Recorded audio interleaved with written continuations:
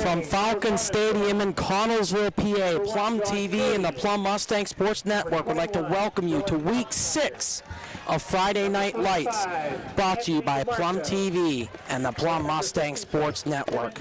Tonight, we bring to you a Quad A Foothills Conference matchup between the Connellsville Falcons and your Plum Mustangs. This is a big game for both these teams with playoff implications on the line. For the Falcons, they come into this game with an overall record of 2-3 and a section record of 2-2. Connellsville is coming off a non-section loss to the top-ranked Central Catholic Vikings by a score of 56-7. The Falcons are going to try to bounce back this week as they try to get themselves back into the WPIAL playoff picture. The team is led by quarterback Derek Brubacher, but Connellsville's defense will be without starting linebackers Jimmy Cellural and Luke Bigham. The Falcons' head coach is Dave McDonald. For the Mustangs, they are coming off an emphatic victory on homecoming last week by a score of 65-0. Sophomore running back Kevin Brown rushed for 5 touchdowns en route to Plum's high-scoring win in school history. The Mustangs will try to increase their chances of a playoff berth with a victory tonight. Mustangs will be led by senior quarterback Will Fuhrer, junior wide receiver Patrick Crossy, and senior safety Nick Robb. Plum's head coach is Matt Morgan. Good evening, Mustang football fans everywhere. I am Jake Batolo. Joining me this evening is my senior-led crew, and Spud Satovich, Cameron Kutzner, Richie Rossi, Anthony Lagnies, and the real deal himself, the mastermind of the Plum Make-A-Wish Telethon, Mr. Rick Barat. Guys, this is a huge game with possible playoff implications on the line. What do you think the Mustangs have to do in order to get their 3rd win in a row? Let's start with Richie. I was actually talking to Mustangs linebacker Nate Turchik today, and he said he's most concerned about that Connellsville Falcons defense. Ant? Pretty much summed it up. I heard they have a strong defense coming in, so I like to get the running game going and then get some play action after that.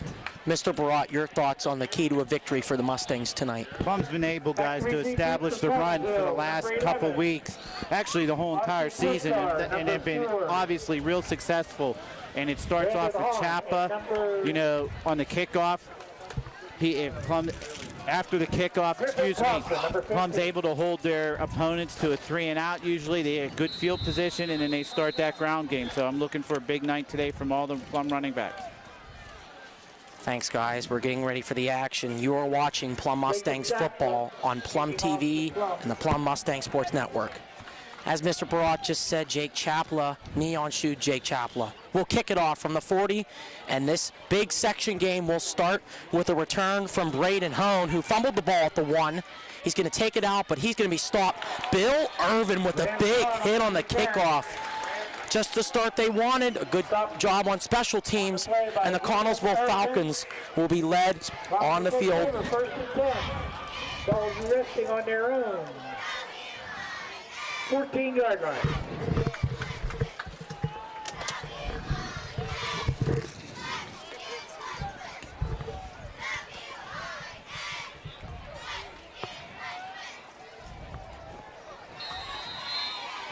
Derek Brubacher, as I said, the quarterback for Connellsville, and Alex Blaney's in the backfield. He gets the carry. Blaney gets a good carry to start the game to around the 20. Alex Blaney on the carry. Give Blaney 7 yards. It'll be a 2nd down and 3. Mustangs spotlighted with giving up 0 points last week against their rival Kiski Cavaliers at home, and en route to scoring 65 points on the offense. Plum defense had a safety and 2 fumble recoveries last week. 2nd down and 3 from the Connellsville 20-yard line. Cree in motion. Brubacher hands it off up the middle for Blaney. He will get the 1st down, give Blaney 4 yards. And early in the game, guys, they're going up the middle with Blaney behind this offensive line. Do you think we'll see this continually on this drive, Richie? I just think the Mustangs will pick up on it, and it won't continue through the game.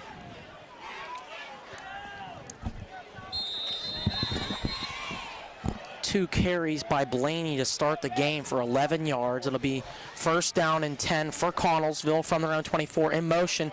They give the handoff to the outside to the receiver, Josh Cree. Josh Cree around right end. Cree gets some positive yardage on the play, give him 5, 2nd down and 5 coming up for the Falcons. Stop on a play by William Irvin. Irving with another tackle. 2nd down and 5. As we stated earlier, guys, this is a huge section game for both these teams. Playoff implications on the line. Mustangs bidding for a home playoff game right now with their record. Handoff up the middle for Blaney. And a ball is loose. Ball is loose.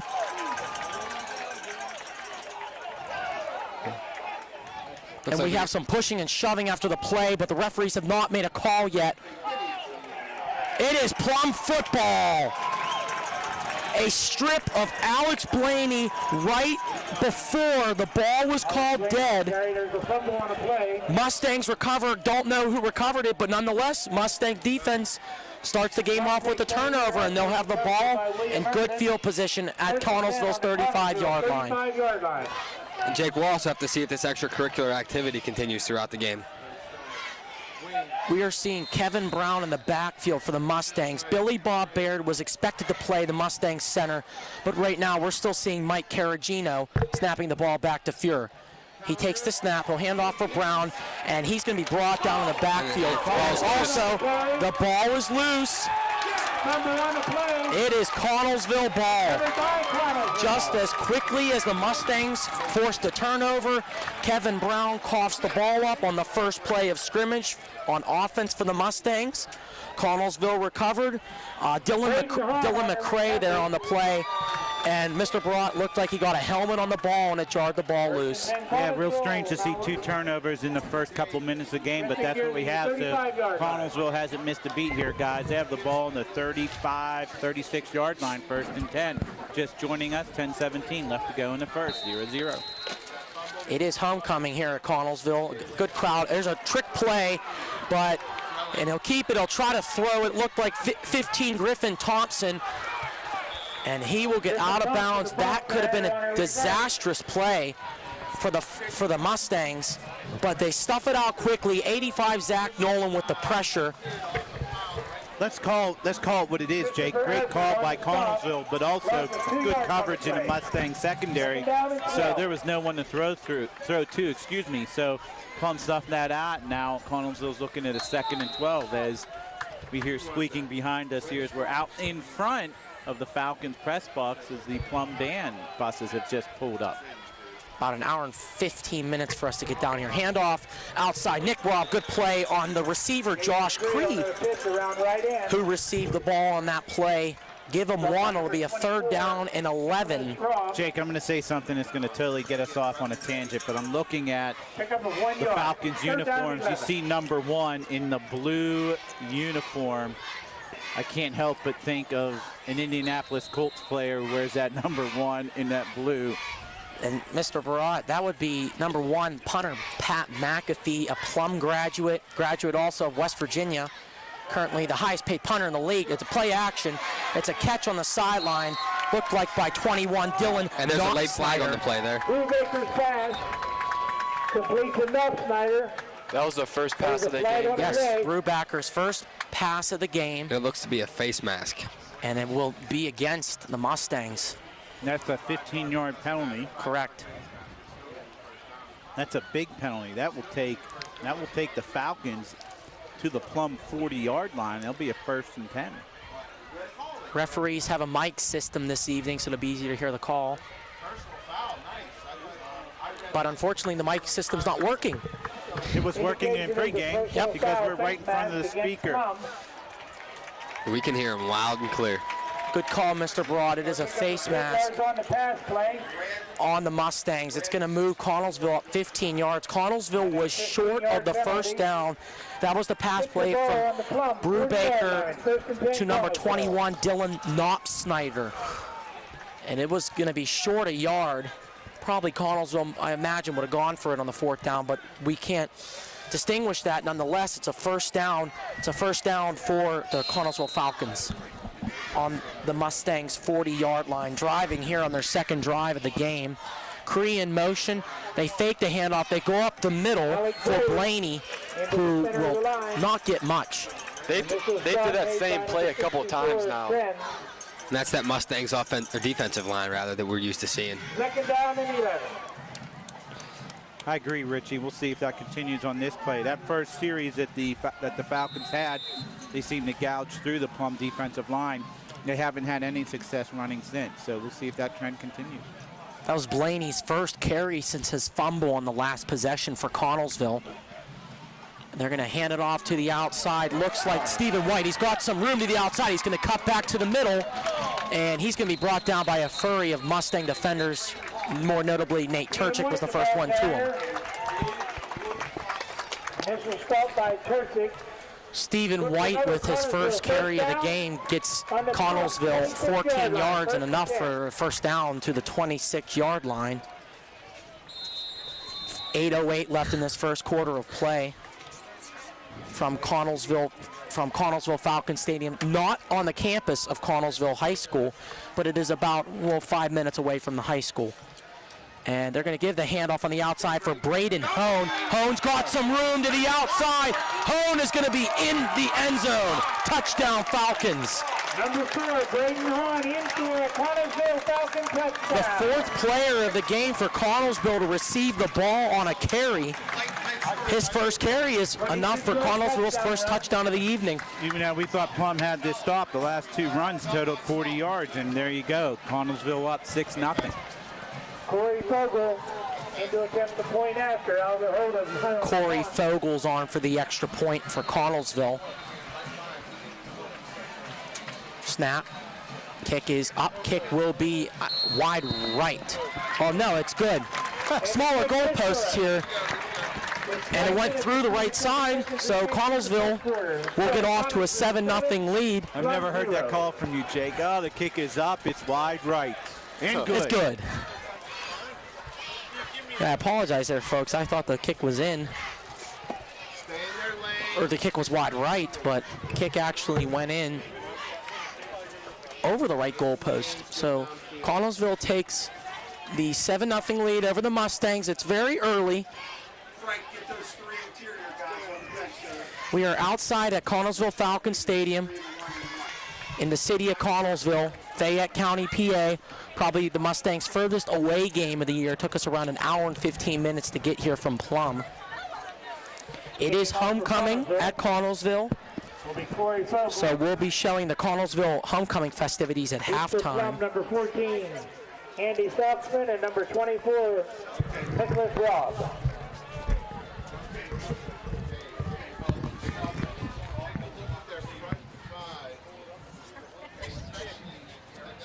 Corey Fogel, who kicked the extra point, is on for the kickoff as well.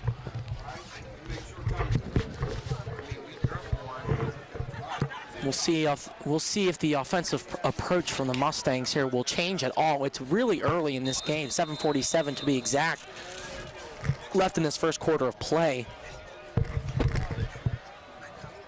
Kickoff from Fogel.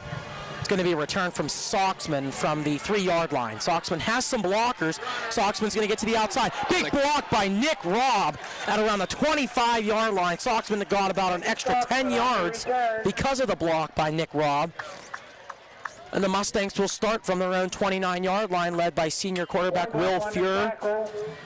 Last possession for the Mustangs ended in a fumble, one-play fumble by Kevin Brown.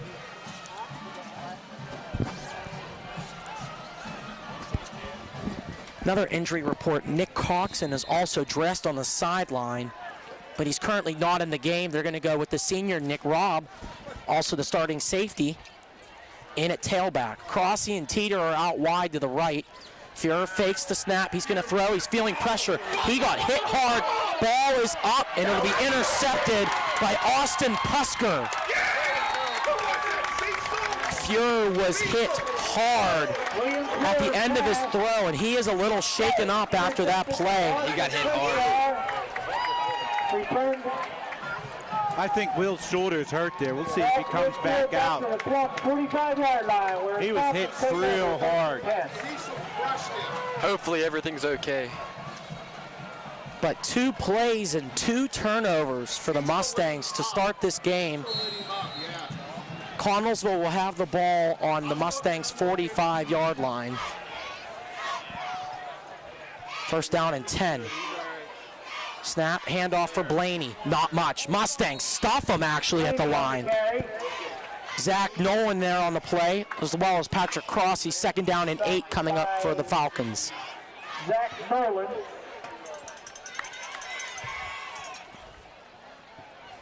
It had rained for most of the day around the Pittsburgh region. There was a big storm coming in, Second down and 8. and it hit Pittsburgh hard, but we checked radar, and there's no report of rain for the rest of this day, so we're outside at Connellsville, where we didn't get very much room in their press box, because it is a smaller press box. Handoff to the outside for Dylan Knopsnyder.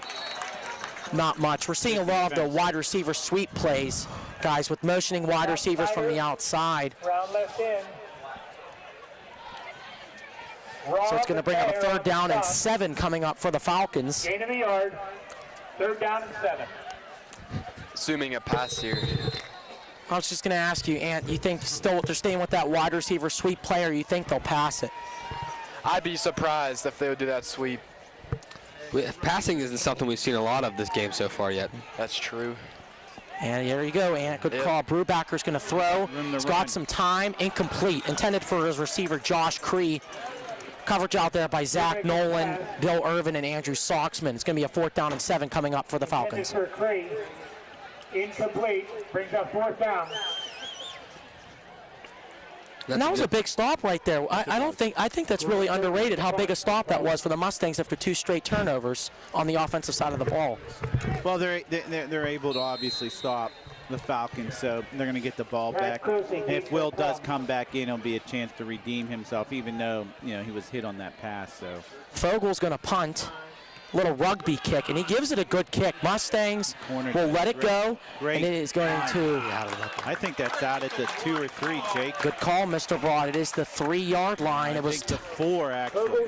Yes, good call. 4-yard line. That was Knopsnyder, who's been all over the field to start as well for Connellsville, who downed the ball. Mustangs will be backed up in their own territory, notably at the 4-yard line.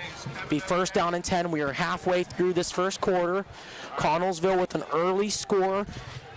It was Stephen White who had the touchdown for Connellsville on a 27-yard run. Kevin Brown's in the backfield for the Mustangs. Fuhrer is in the game. They're in the pistol. Snap. Kevin Brown will run it. Kevin Brown has a hole. He'll get some positive yardage to around the 7-yard line. I'm sorry, Jake, and I don't see Plum throwing the ball here at all. I mean, yeah, there's 5 minutes left to go, 5.5 left to go in the first quarter, and that was a gain of 4 yards, but Plum's going to have to put this ball on the ground right now, and we might see them go out of the Wildcat pistol. We say Wildcat, they call it the pistol. Correct. If you heard the Connellsville coaches that are behind us, right behind 14, Andrew Soxman's now in the game in the Wildcat. Soxman keeps. Soxman has some room and enough for a first down. Helmet came off. Yeah, it looks like number 45. I don't have the roster, guys. You do. He lost his hat, so he'll have to come out for a play. Yeah, Anthony DeMarco. So DeMarco will come out. And Soxman replaced by number 41 for the Falcons. Looks like Alex Blaney, the running back. Okay, so and I would see Will's back in the quarterback. I would still be shocked if Plum passed the ball here. Still think you got to run the ball. And there goes Will out of the pistol. I believe Kevin Brown behind him, way behind him also, Jake. We'll have to monitor Soxman. He came off limping after that play. Kevin Brown carries the ball, and he'll be brought down behind a line of scrimmage. Brown on a carry. Give Josh Cree credit with the tackle there for a loss of around 3. It'll be second down and 13 from the Mustangs 14, make it 13.5-yard line. Stop on a play by Cecil. Temperatures mildly comfortable here in Connellsville. We've struggled at how we had to dress for games. In Norwin, it was 75 degrees. When we came to Norwin, it was about 20-mile-per-hour winds, and the temperature dropped 15. We thought it'd be the same tonight, and it's actually warmer here, I think, than at Plum. Yeah, we expected it to be like 50 degrees. Exactly. Yeah. Fuhrer's going to throw. outside. Tight end Zach Nolan with the catch. He'll turn upfield. Get some good yardage to around the 21-yard line. First completion of the day for Fuhrer. It'll go for 8.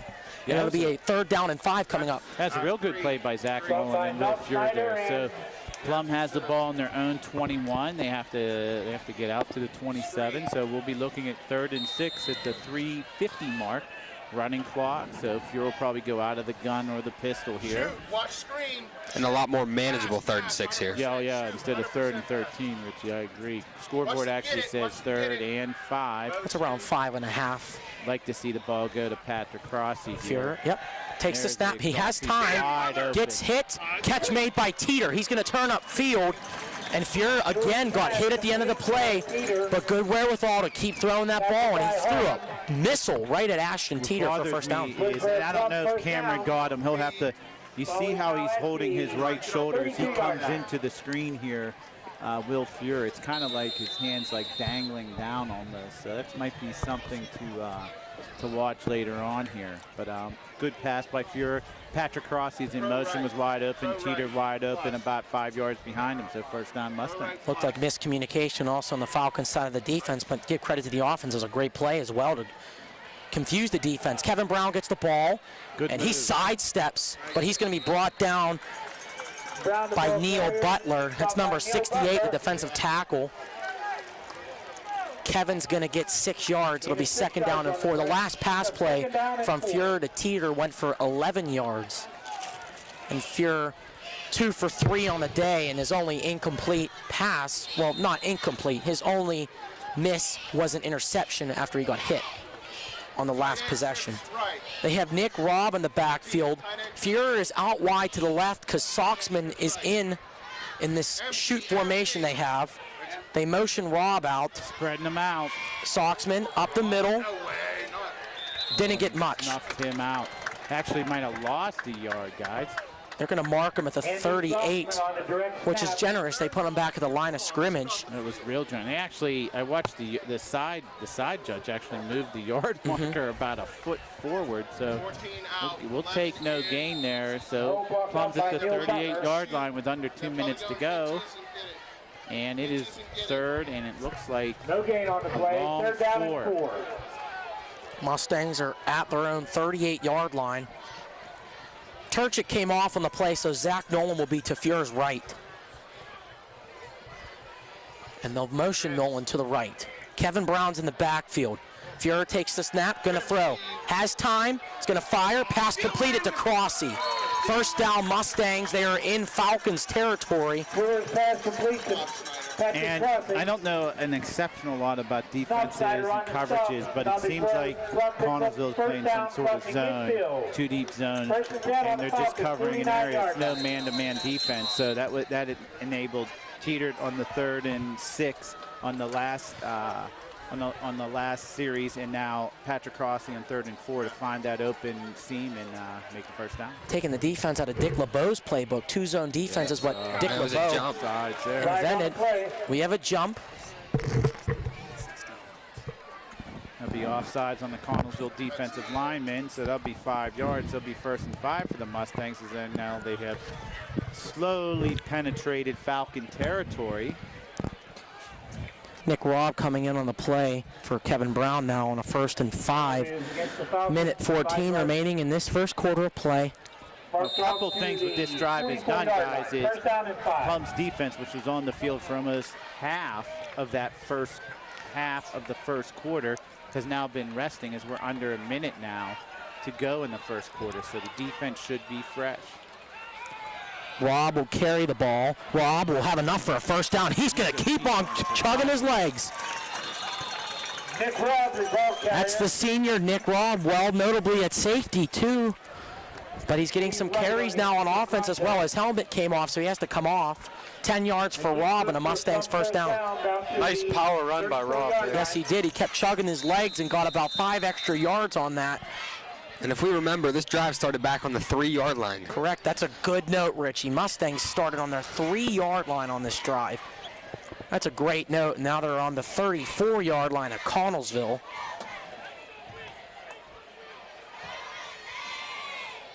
They're in the pistol. Nick Carlosano in the backfield, and he gets the carry. He'll go up the middle. Again, he keeps chugging. Carlosano down to the 27-yard line. Give him 7. Second down and 3. 14, check 14. That is going to be our last play of the first quarter. Nick Carlosano on the carry. Connellsville gets a touchdown by Stephen White on a 27-yard run. But since then, the Mustangs have driven down the field. They're in great field position at the Connellsville 27-yard line. Our score through 1, Falcons 7, Mustangs 0. We will be back for the second quarter of play here on the Mustang Sports Network.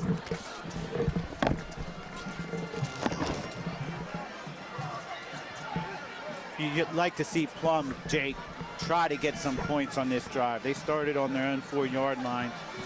Very slow, time-consuming drive, and you'd hate to have a turnover or go out on downs. They have 2nd and short, 2nd and 3 on the Connellsville 27-yard line. You could even make the argument they're in Chapa's field goal range right now.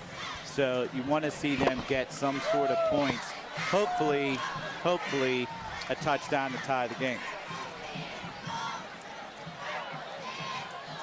As I had stated, Connellsville comes into this game with a 2-3 record, 2-2 in conference record. Their 2 conference wins are against Latrobe and Hempfield. The win against the win against Hempfield was away, and the win against Latrobe was at home. Their 2 section losses were to the top 2 teams in the section currently in the standings, McKeesport and Penn Trafford. So they have not played Altoona yet. No, they have Altoona week 9, their last game of the year. It is the senior night for Altoona. That could be a problem for Altoona. Soxman keeps the ball. He's got some room to the outside, and he'll stay on his feet, and he'll get down. First down. To the 17-yard line. Yes, it is. It is enough for a Mustangs first down. They're in the Heinz red zone. Get your thick and rich Heinz ketchup. Any place ketchup is sold, preferably at your local Plum supermarket. Or Chick-fil-A, because we got ours tonight. And Jake, we see the Mustangs running up the middle, and then they just spring it outside. Yeah, we've been seeing them mix it up a little bit, especially with Soxman on those Wildcat plays. Excuse me, Jake, but they've been mixing it up at running back a lot this drive, too. Yeah, they have. Absolutely, Ant. First down and 10 from the 18. Second tight end, Dylan Whiteman, in on the play. Soxman, keeper. Soxman, out the middle. He's going to be in. Give him the touchdown. No, they're going to down him at the 1-yard line. We were hoping for that touchdown. Actually, they'll mark him down at the half-yard line. Give Soxman 17.5 yards, and the Mustangs are down to the half-yard line. Great run right up the middle. And this drive is a 96-yard drive, 95.5 right now, guys. Let's see if they can get that 1 more yard. Just underway in this second quarter of play. Falcons 7, Mustangs 0. But Mustangs trying to put points on the board to possibly tie this game. Soxman, yeah, thank you, Ant. Soxman staying on the field in the Wildcat. He has Carlosano behind him. Soxman, keeper. Soxman, touchdown, Mustangs. Andrew Soxman scores a touchdown, the first one of the evening for the Mustangs. And they are an extra point away from tying this key section game here in Connellsville. They seem to have turned the table so far. No, I apologize, Richie. I was just going to say great response, great drive by the Plum Mustangs. 96 yards, mixing up the pass and a run, predominantly the run. I believe there was 2, maybe 3 passes. Yes, one to Zach Nolan, one to Teetert, and one to Crossy. So the majority of the drive was runs, and now Plum has tied it up, as you can see, 7-7 with 11:20 left to go here in the second quarter. So now big drive coming up for the Connellsville Falcons. Up to them to see if they can respond. And I think another key to this drive was the conversions on third down. Yeah, 2 of them. Good point, Richie. 2 for 2 on third downs this drive. Fuhrer was 2 for 2 with 17 yards on this drive. Notably, the 11-yard completion to Ashton Teeter on a 3rd down and 6. But now this game gets closer as it's tied at 7, 11:20 remaining in our first half of play. Neon shoe Jake Chapela will lead the Mustangs kicking team on the field.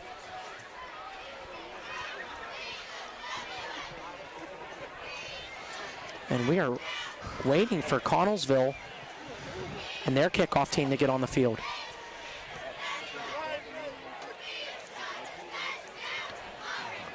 It is homecoming here in Connellsville this evening, as I stated already. Really nice stadium complex. Press box is about the size of Plum's press box, maybe a little bit smaller. No, definitely a little bit smaller.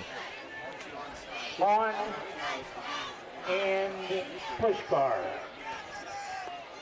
This is how important Chapla is to your team, because I mean Chapla can legitimately punch it in the end zone, and Connellsville, if the coverage is there, should not start anywhere past the 20-yard line, which is a huge advantage for the defense and a disadvantage for the offense. There it goes. It's a line drive kick. Oh, that's a fumble. It'll be bounced. It's Griffin Thompson who fumbled it. He has some room at the middle, but it'll be brought down at around the 23 or 4. It's a good return. He got out past the 20. Yep. I think they're actually marking him back at the 22. Thompson on the stop. Connellsville takes over. 1st and 10. Nick Coxon on the stop for the Mustangs special teams. 1st down and 10 for the Falcons from the 23-yard line. It'll be interesting to see the Mustangs' response after that touchdown. Jake, did the Plum band get off the buses? Yes, they did. They're down in the right corner of the stands. A reversal play, and that was a good play. It was a reversal play for Braden Hone.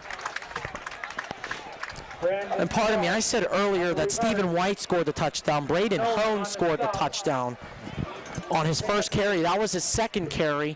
They'll give him 8. It'll be a 2nd down and 2, make it about 1.5 from the Falcons' 31-yard line.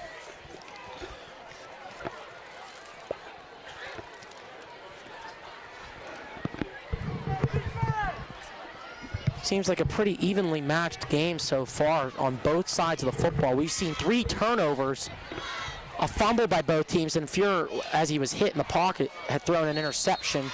Carry goes for the fullback up the middle, which is Anthony DeMarco.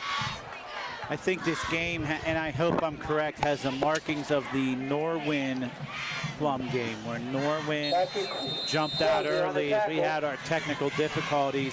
And from the middle of the 2nd quarter on, you can definitely see a noticeable momentum shift.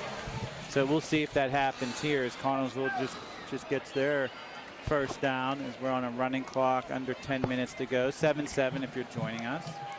Brubaker hands it off for Stephen White to the outside. White has some room, but it'll be brought down. Waiting for him on the outside was Nick Robb and also Philip Marr there on the tackle. I think he only gained 1 or 2 there, Jake. Maybe 1, I think. Yep, they'll make it a 2nd down and 9 from the 35-yard line. They got to get to the 44 for a 1st down. Gain of 1. 2nd down. Yeah, Connellsville hasn't thrown a pass on 2nd down yet. It would be a good call for them. I would expect they would run the ball here. I don't think they have a lethal passing attack. And another reversal play that goes to Stephen White, and Mustangs are there to stuff it again. Give them 2. It's going to be a 3rd down and I believe 6. And Jake, if I say Air Force, does the Falcons look like so much like the Air Force, running those inside handoffs, you know, sweeps, etc., and only passing when they have to. And this might not even be a passing down for them. Even right down to the uniforms. 5 or 6. Yeah, exactly. And good call, Mr. Broad. Handoff for Josh Cree. He did not enough. Fumble. Ball is loose. Yes, the ball is loose. They have it. There's a fumble on the play. Ball is loose.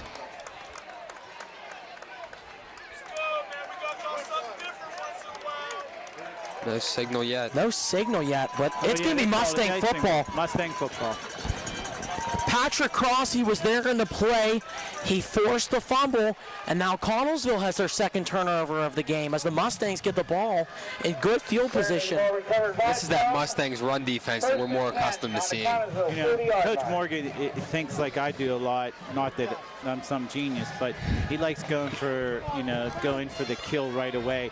Would not be surprised if Fior threw a pass here.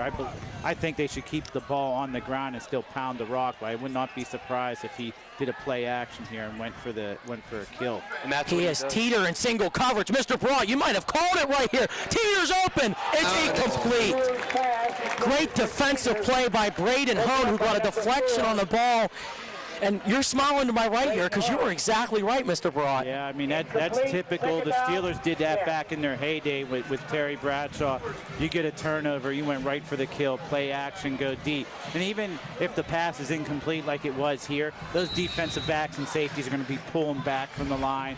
So whether Will's in a quarterback or Soxman is in a quarterback, they run something out of the pistol, you know what? Those linebackers, the free safety, they're thinking pass, so they cannot crowd the line and crowd the box. And there's a flag because it was an early jump on the defense, but Carlos Sano got enough for the first down, give him 12, and the Mustangs will happily decline the penalty here. Yeah, he is right. Yeah, he's 1 2 yards past the. And I'd like to say, too, because Connellsville kind of has a single identity on their offense. They like to run the ball a lot. It seems like, especially with these Air Force and even the Navy team with Keenan Reynolds running the triple option. We'll see the triple option next week against McKeesport. It seems like these first drives do well for them, but it seems like the teams figure them out as the game goes on, and that's with any team, and we see that a lot. Jake, they called the penalty against the Mustangs. Delayed false start penalty. Yeah, which they should have blown the play dead, I Exactly. believe. So they shouldn't even let that play go. So now Plum, who we thought had a first down at the 30-yard line, now Plum has it 2nd and 15 on the Falcons 45 as we're under now 8.5 to go in the second quarter.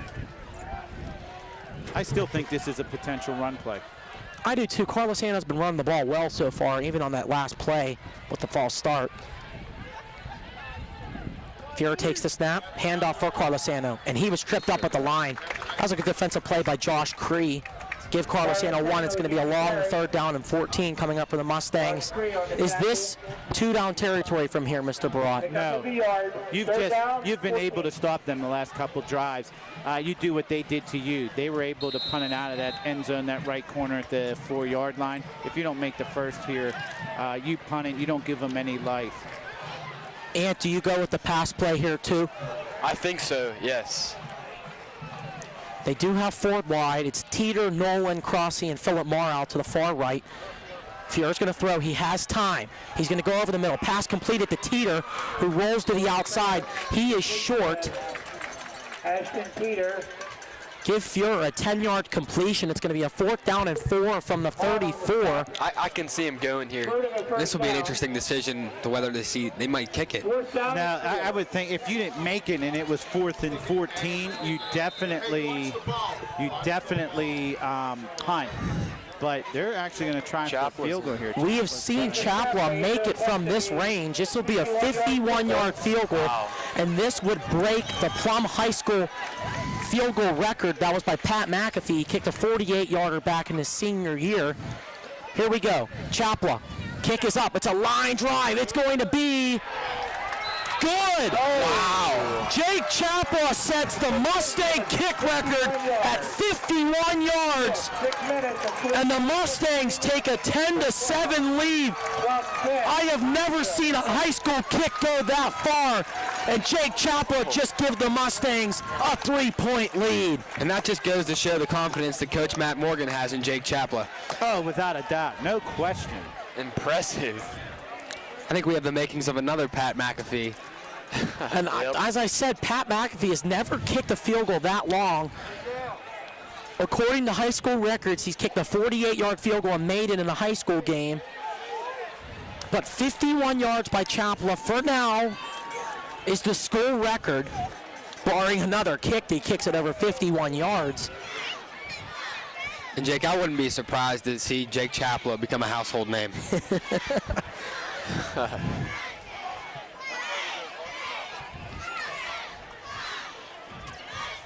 We should call him the Iron Boot now. Neon shoots so 3 weeks ago. The Iron Boot in Jake Chapla will kick it off here for the Mustangs. They have the lead, 10-7, 6:45 remaining in the second half or first half. Pat McAfee had the record? Yes, it was a 48-yard field goal, and Chapla broke it by 3 yards. Remember the day, remember the night. It is October. I can't even remember the day, the 3rd. October 3rd, 2014, Jake Chapla sets the field goal distance record for the Mustangs history, and he'll kick this deep, and he'll go through the end zone for a touchback. And Jake, none of his kicks ever seem to be those real high arcing, graceful kicks that we're used to seeing. They're usually booted straight line drives. Well, he uses that line drive to his advantage because he needs to kick more distance. You go back a little line drive more because it gets more velocity on that ball and gets it quicker through the post. If you would kick it more higher, like you show in extra points to make sure they don't get blocked and stuff like that. But that's a good point, Richie. I definitely agree with that. As Connellsville will come back onto the field, 1st down and 10. It's got to be a momentum changer right there. I feel like the Mustangs have complete and total momentum right now, taking the life out of this Falcon crowd. It's going to be a handoff for Blaney up the middle. Referee is going to mark him at the 24-yard line. It's going to be a 2nd down and 6. Both teams have 3 timeouts remaining as we head into the final minutes here of the first half. And there is our band finally on the track. Getting ready for their halftime performance. Make sure to stay tuned for the Move to the Music show featuring the song Bicycle Race tonight. There's a new portion to the marching band show. Bicycle Race by Queen will be the new song in the Move to the Music marching band show for Plum. Make sure to stay tuned at halftime, as well as Connellsville homecoming festivities. He's going to throw, and it's going to be a good pass play, which is caught by 81 Caleb Pitzman. Great pass by Brubacher right to his tight end, Pitzman, and it's a 1st down for the Falcons. It was just out of the outstretched hands of Patrick Crossy. 31-yard pickup. And it's Derek Brubacher. Brubacher made a fantastic throw right there, right over the Mustang defenders, and outstretched hand of Patrick Crossy. Brubaker's under center. Handoff for Knopf-Snyder. He was stuffed. hit. Yes, he was. That's Billy Bob Baird with the tackle right there for the Mustangs. Give Knopf-Snyder 2. Zach Martin also in there on the hit. We're usually hearing his name on the offensive side of the ball, not so much the defensive. Yeah, Billy Bob Baird. Billy Bob getting into the game on defense. He said he was going to, I talked to him today, he said he was going to be a little bit limited in his actions tonight, especially on the offensive side of the football due to his knee injury. But we're seeing him on the defensive line, along with Chris Erfurt and Nick Poprocky. Toss play for Cree. Patrick Crossy lowers a hit. We got a flag on the play there, Jake. We got a flag. It's probably going to be a holding on the offense. Mustang sideline is clapping, so it's a good sign for us up here. It will be a holding. And the referees are pointing that way. Yep. Indication is holding against the Falcons. Back up Connellsville 10 yards. It'll be a 2nd down and 18. They are now backed up into their own side of the field.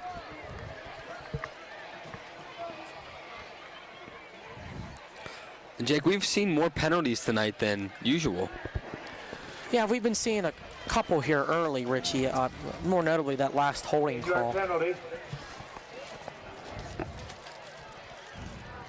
He's 2nd down and 18 from the Falcons' own 46-yard line. 5:14 clock is frozen with. You assume they got a pass. Yeah. Oh, no, they don't. They go a handoff. And he is hit hard by Nick Robb, whose helmet popped off. Popped right off. This reminds me just like that McKeesport offense. Yeah, the triple option, and we've been seeing that with McKeesport a lot this year. Connellsville does run a lot of option plays. That's tough to say for me. Then don't say it, Jake. I feel like that was something you'd say to me right there. Hey, he's kind of a big deal over here. We gotta leave him alone. I understand that. So we have 3rd and 10. Brubacher's in the shotgun for the first time today. Incomplete pass. Great coverage by Patrick Cross. The intended receiver was Nathan Horton.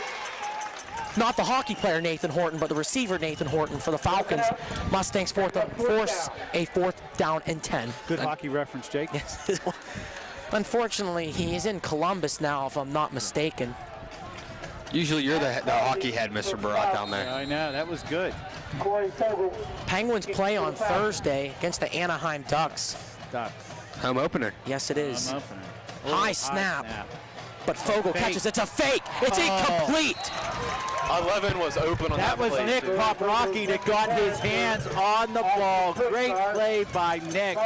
And the receiver for Connellsville is wide open. Real gutsy call by Connellsville, and that would have worked too. Plum's able to withstand that fake punt, and now they take over on their own 45-yard line, up by 3 with 4:22 left to go in the first half. More notably, Plum's forced Connellsville's 3rd turnover in this first half. 2 fumbles and a turnover on downs. And like you said, Mr. Barat, student of yours, Nick Poprocki, who we see a lot on this offensive line on the left tackle position. Sure, he's there right now. Did a fantastic play right there to block that ball down. Fuhrer's going to throw. He's got time. He's going deep. Teeter is there. It's incomplete. Just a little bit overthrown. Coverage there by Braden Hone and Stephen White. Again, Fuhrer is making it a really catchable ball, but you go good coverage right there, and it was just a little bit overthrown for Teeter. And that was, again, a predictable call. They got the ball over on downs and went right for the kill, went for that proverbial nail in a coffin, try to put Connellsville down by 10. We'd like to see Plum to milk some clock here and not give the ball back to Connellsville. I think they got to get back to running the ball, and you can see Soxman now in at quarterback. So Dylan Whiteman's the tight end. Sorry, Mr. Broad, didn't mean to interrupt you. Soxman is the quarterback. He is looking for a hole. Soxman has a hole. He's very close to a first down. It'll be a 3rd down and 3. I think the referee on the right side of the field, Jake, and you can see it. He marked it at the 48. That referee right in front of us, let me zoom, and Nick will zoom out a little bit. He had it marked at the 47, and I can't believe I think that's a horrendous spot. That's at least 1 yard forward, minimum. Maybe a home team call right there, too. You never know. You're in Connellsville. I'd run the same play, and they should be able to get 5 to 7 yards on it. I agree with you, Foley. 3rd down and 3. Soxman carries. He has the first down, and he's down to the 39-yard line. Mustangs keep riding the back of Andrew Soxman. And we're seeing good run protection by that offensive line. I agree. Ever since Fuhrer got hit, I don't think we've seen a hit running back at the line of scrimmage in the game since then. Definitely want to protect your quarterback. Absolutely, and we see that especially in the NFL with these guys paying big money for these left tackles, notably for the Mustangs here. I was about to say Steelers. Nick Poprocki at left tackle, protecting the blind side of the quarterback. His size, you think he could play for the Steelers. Soxman hands it off for Nick Robb. Nick Robb has the first down to the 26-yard line. Give him 13 yards. I think Coach Morgan might have been a little cute trying to go for the kill, and I think right now he's going back to the bread and butter. I'd be surprised if they threw a pass unless they're in a 3rd and long situation.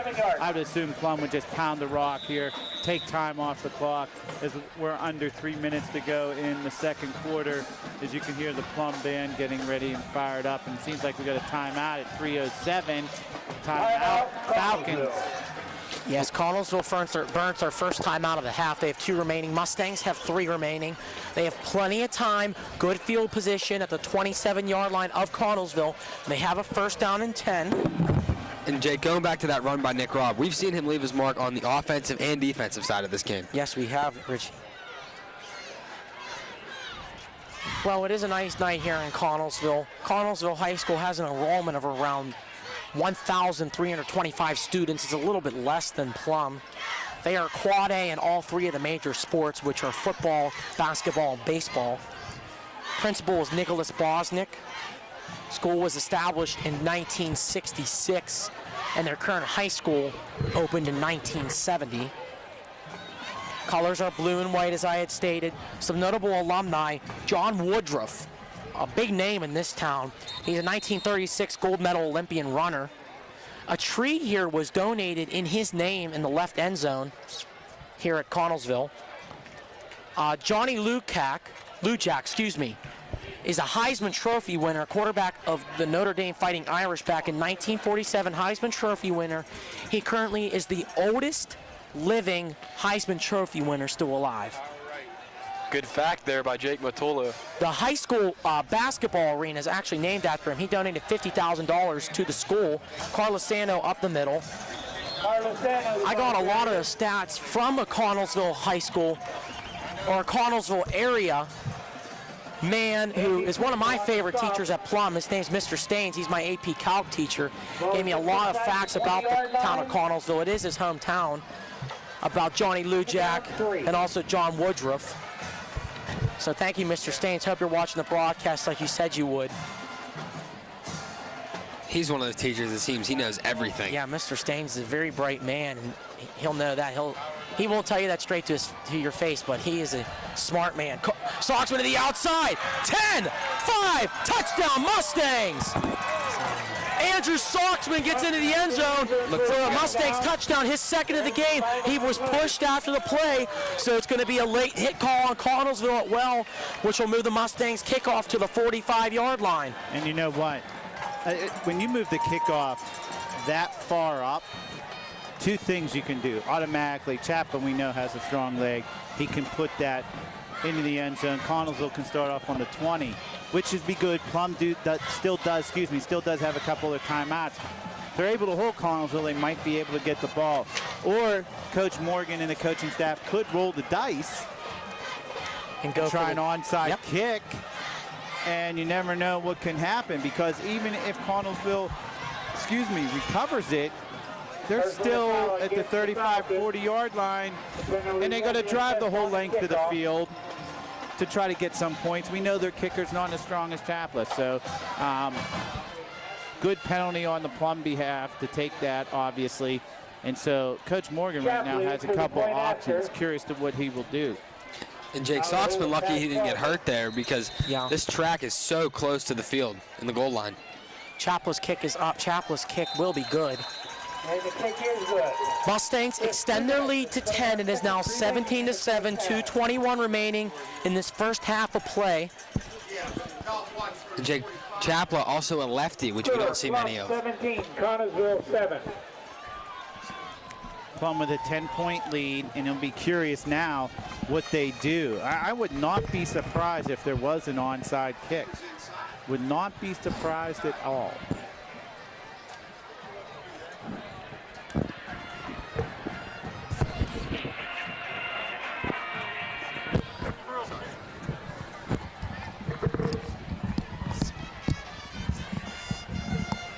And the Mustangs also get the ball after halftime as well. Yeah, lots of things going Plum's way right now, guys. Yeah, Plum will kick it off from the 45-yard line. To ensure what Mr. Barat said, for an onside kick to be a legal play, it has to go at least 10 yards from where the ball was kicked off. Which from here would be the 35-yard line of Connellsville. Correct. Yep. Jake, just to tell you some scores here as we're getting ready for kickoff. Hempfield Spartans tied with the Penn Trafford Warriors, 14-14. Also, the game that really interests us is the Altoona Mountain Lions and the Latrobe Wildcats. That's 10-0 Altoona. Chapla will kick it off, and don't even worry about it. It's way out of the end zone for a touchback. Didn't even look like any of the Connellsville players moved there. Mustangs electing to go safe on the kickoff there, Mr. Barat. You had said that first. You wouldn't be surprised that they do kick it out of the end zone. But Connellsville will get the ball back. Are you thinking, we have not seen them throw the ball a lot. Actually, we've only seen one pass attempt in the game. And they're a run-heavy offense. Do you expect to see more pass here? No, I think the first play they're going to try to run. I mean, they could pass, obviously, but you know, they're hoping to get a run and pop one up the middle probably for 10, 12 yards, and then they can think about moving the ball more. And, good call. Handoff was for 41, Blaney. Blaney doesn't get much. He gets 2, second down at 8. I think we should see some pass plays coming up here. Do you burn your timeouts here, guys? Anthony, do you burn your timeouts if you're the Mustangs here, if you keep stopping them? Yes, if we keep stopping them, yeah, definitely we should. And the coaches told me they do have Plum does have all 3 of their timeouts left. So if I would assume if Plum can stop them for a little gain or no gain, they'd use one of their timeouts and, you know, with a chance to get the ball back, which is what we talked about. In the backfield is the fullback, DeMarco, who motioned. And now DeMarco gets the ball. He was brought down at the 28, brought down by senior Zach Martin. See, I think you do not use your timeout because you give them a stop because it's now 3rd and short, 3rd and almost 3rd and 1, really.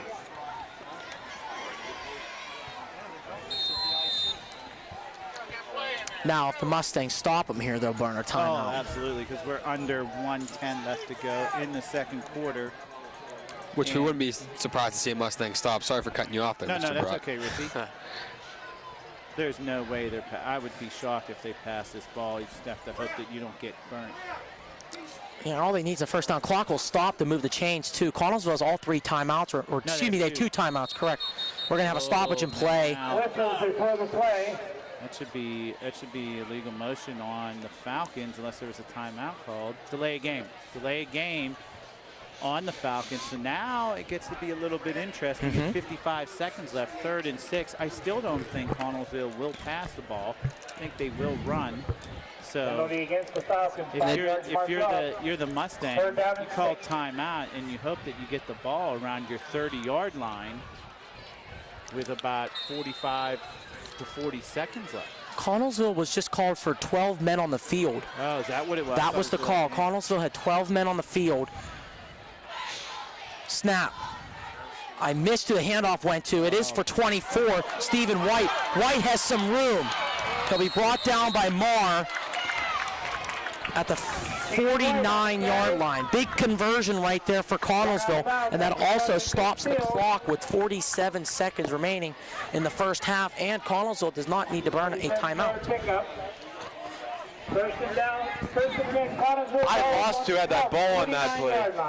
Yeah, that's a lot. You see that a lot with these option plays from your Air Force and Navy teams, and more notably in our conference with McKeesport and Connellsville. You tend to lose that ball with these option plays. I agree, Jake. Brubaker will take the snap. Brubaker to throw. Brubaker has time. Nick Robb's back there. Interception.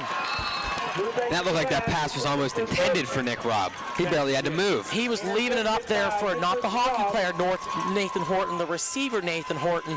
Nick Robb there with great coverage. Mustangs force Connellsville's 4th turnover of the first half. And the Mustangs have the ball at their own 22-yard line. First down and 10. They have all 3 timeouts remaining, 39 seconds. Do you still think the Mustangs will be conservative here, Mr. Broad? No, I think they attack. Coach Morgan did it after the last 2 turnovers. I mean, to get in Chapla's field goal range, they only need 40 yards. You can get that on 2 pass plays. Mustangs going with 4 wide. Teeter and Crossy to Fuhrer's right, Nolan and Marr to Fuhrer's left. And behind Fuhrer is Carlosano as Crossy motions to the left. Here's the snap. And Fuhrer's got time. Fuhrer's going to wind up and throw. He's got Teeter! Incomplete. Just out of the outstretched hands of Ashton Teeter. Coverage back there by 11, Austin Pusker. I'd run the same play. They have just missed 3 times. I would run. He's obviously fast enough to run past defensive back. This time, though, I think instead of running him on fly routes down the sidelines, I would have him fake to the outside, send him down the middle like he did against North Hills. And Will might be able to hit him then if he's in the middle of the field where he's not pinned against the sideline. So you're thinking like a little hook and fly play. Yes, I'd say, and if it's intercepted, so what? There's 31 seconds left. And Connellsville has proven that they struggle to pass. Yep, Fuhrer to throw. He's got time over the middle. He'll go the short way for Nolan. Nolan's got room up the middle. Nolan will be, did he get out of bounds? We have a flag on the play too, back at the line of scrimmage. He did get out of bounds, Jake. That flag, I saw Tessick and 58 for Connellsville going at it. Don't know how they're going to call it. Plum's kind of drifting back a little bit. Boy, that was a great play by Zach Nolan. He was really moving. Yeah, we'll see what happens here. Connellsville's defense still way Ball back. carrier run out at the 47-yard line. Oh, it's against Connellsville. If that's a personal foul, that will move it up 15 more yards. Let's see what the refs called. Nick's all over it. Referee there, Nick. It is a personal foul. Wow. Give Nolan 26 yards on the catch and add 15 more at the end of the play for a net total of 41 yards. Look who's warming up on the sidelines now with 21 seconds Jake left. Chaplin is warming up on the sidelines. So Plum will get 15 more yards, and that will put him up at the 38-yard line, which would be a 55-yarder. Right now, Plum doesn't gain any more yards, but Plum still has all 3 of their timeouts, so they can attack the whole entire middle of the field right now. In 21 seconds, that's more than enough time to run 3 or 4 plays. Without a doubt. And we have a stoppage They in called play. the first timeout. Plum did, Mr. Barat? Yes, I believe Plum did. So Coach Morgan will call out a play here. I might actually call out 2, but Plum has burned one of their timeouts, so they can still attack the middle of the field if there's a complete pass for over a first down, and Plum gets it around the 25-yard line. That's obviously well in Chaplain's range. So score is 17-7, 21 seconds left to go. And you would assume now if Plum would put another touchdown on the board, and exactly what I said, since the middle of the first quarter on, just like the Norman game, that momentum has suddenly shifted towards the Mustang side. If Plum goes up by 3 scores, it's going to be extremely difficult for Connellsville to come back. I think ever since the Chaplin field goal, Mustang momentum has completely shifted to their side. What do you think? I disagree with you. I think since Connellsville scored, it's been all Mustangs. It's been all Mustangs. I can definitely see that. Exactly the same we've seen in Norwin. Plum had to punt the ball, and they started then, in Connellsville punting back, and Plum started on their own 4-yard line. That drive, I think, just sucked the wind out of the Falcons. Fier takes the snap, fakes the handoff. He's going to roll to the left. Fier has room. He has time. Fires. Crossy is there to make the catch. Timeout. 19-yard line. And Matt Morgan, good catch, Mr. Barat. Morgan's going to burn the timeout. That's the second timeout. Now what can happen is Plum can still attack the middle of the field. That was a 12-yard, well, what was that? 20-yard pass play. 20-yard pass play. So, they can attack the middle of the field, and if they get at the 5-yard line with the next pass and call timeout, there's going to be at least one attempt into the end zone. So I think Coach Morgan, without a doubt, is thinking touchdown, not field goal right now. Regardless, in Chaplin's range, Plum's looking to add more points to extend their 10-point halftime lead. And why not keep the throttle going with the way the Mustang offense has been so far in this first half? And with that pistol offense and the option clicking on offense right now. Yes, absolutely. But I agree with Mr. Barat. They're going to, I don't think they're going to set themselves up for a field goal here. They want to keep the throttle going and try for this touchdown here. No, and Fuhrer has been pretty accurate this drive, too. And this is where Ashton Teeter, they got to lean coverage towards him because of his speed, but he can't run out of the end zone. So, either he has to make a cut, or you'll see Fuhrer look off to the right side towards Crossy, and that's where he's rolling. Yep, he's going to roll to the right. He's got pressure.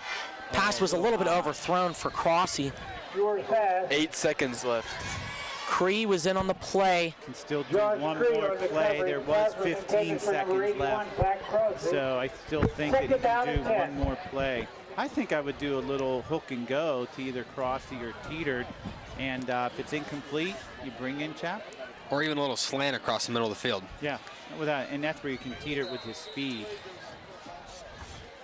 You got to be careful, though. Once you really catch that ball, especially if you go towards the middle of the field, you got to get down and burn that timeout. Unless you catch it on the run and you're flying around the 5-4-yard line, 3-yard line. Correct. And you have a hole. Teetered single covered on the left. If Nick can zoom out a little bit, there is single coverage on the left side. Fuhrer's going to throw. He's got to go quickly. End zone.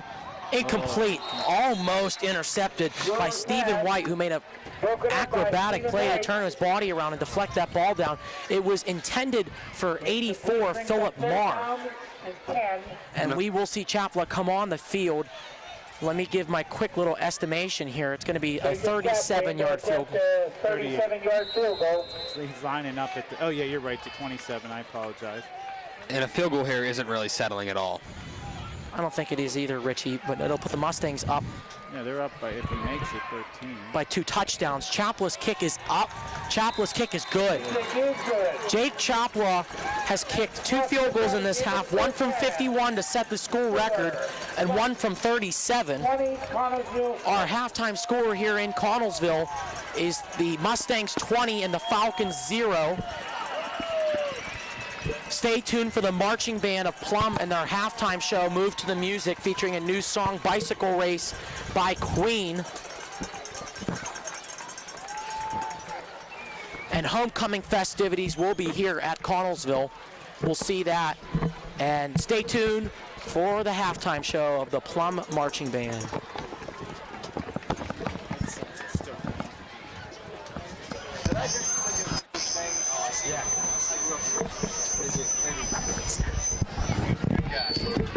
How's he doing health-wise, okay? He's good, yeah. He went through a time where he had a scare. Yeah, a little bit.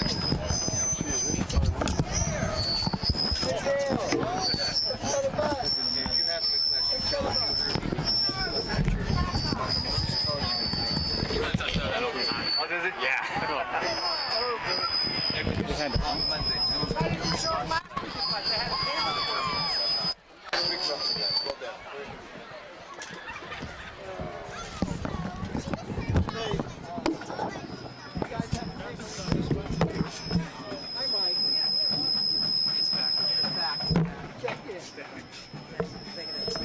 It's the feedback. Get that one away.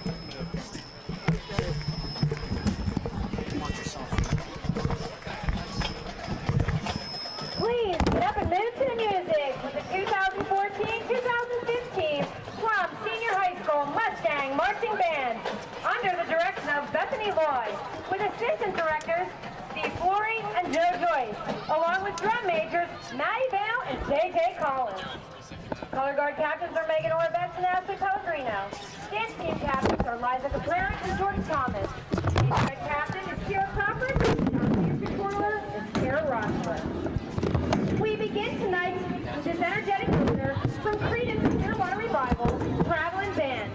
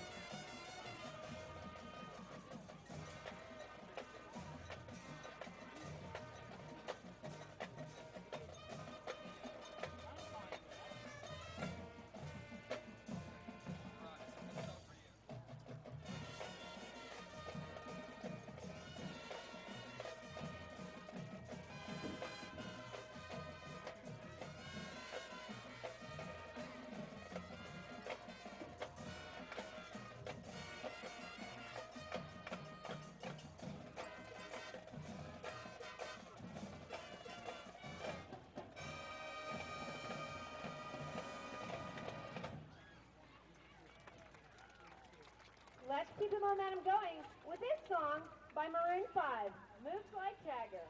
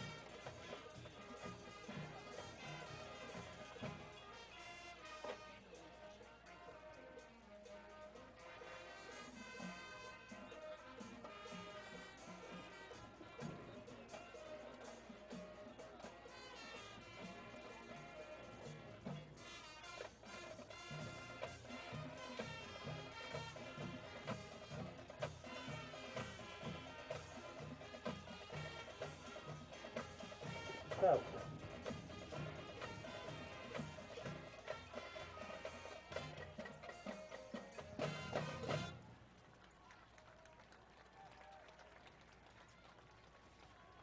Now, enjoy the sights and sounds of our next tune, the rock classic Bicycle Race by Freddie Mercury of Queen, featuring the Plum Dance Team, Color Guard, and Major Ed.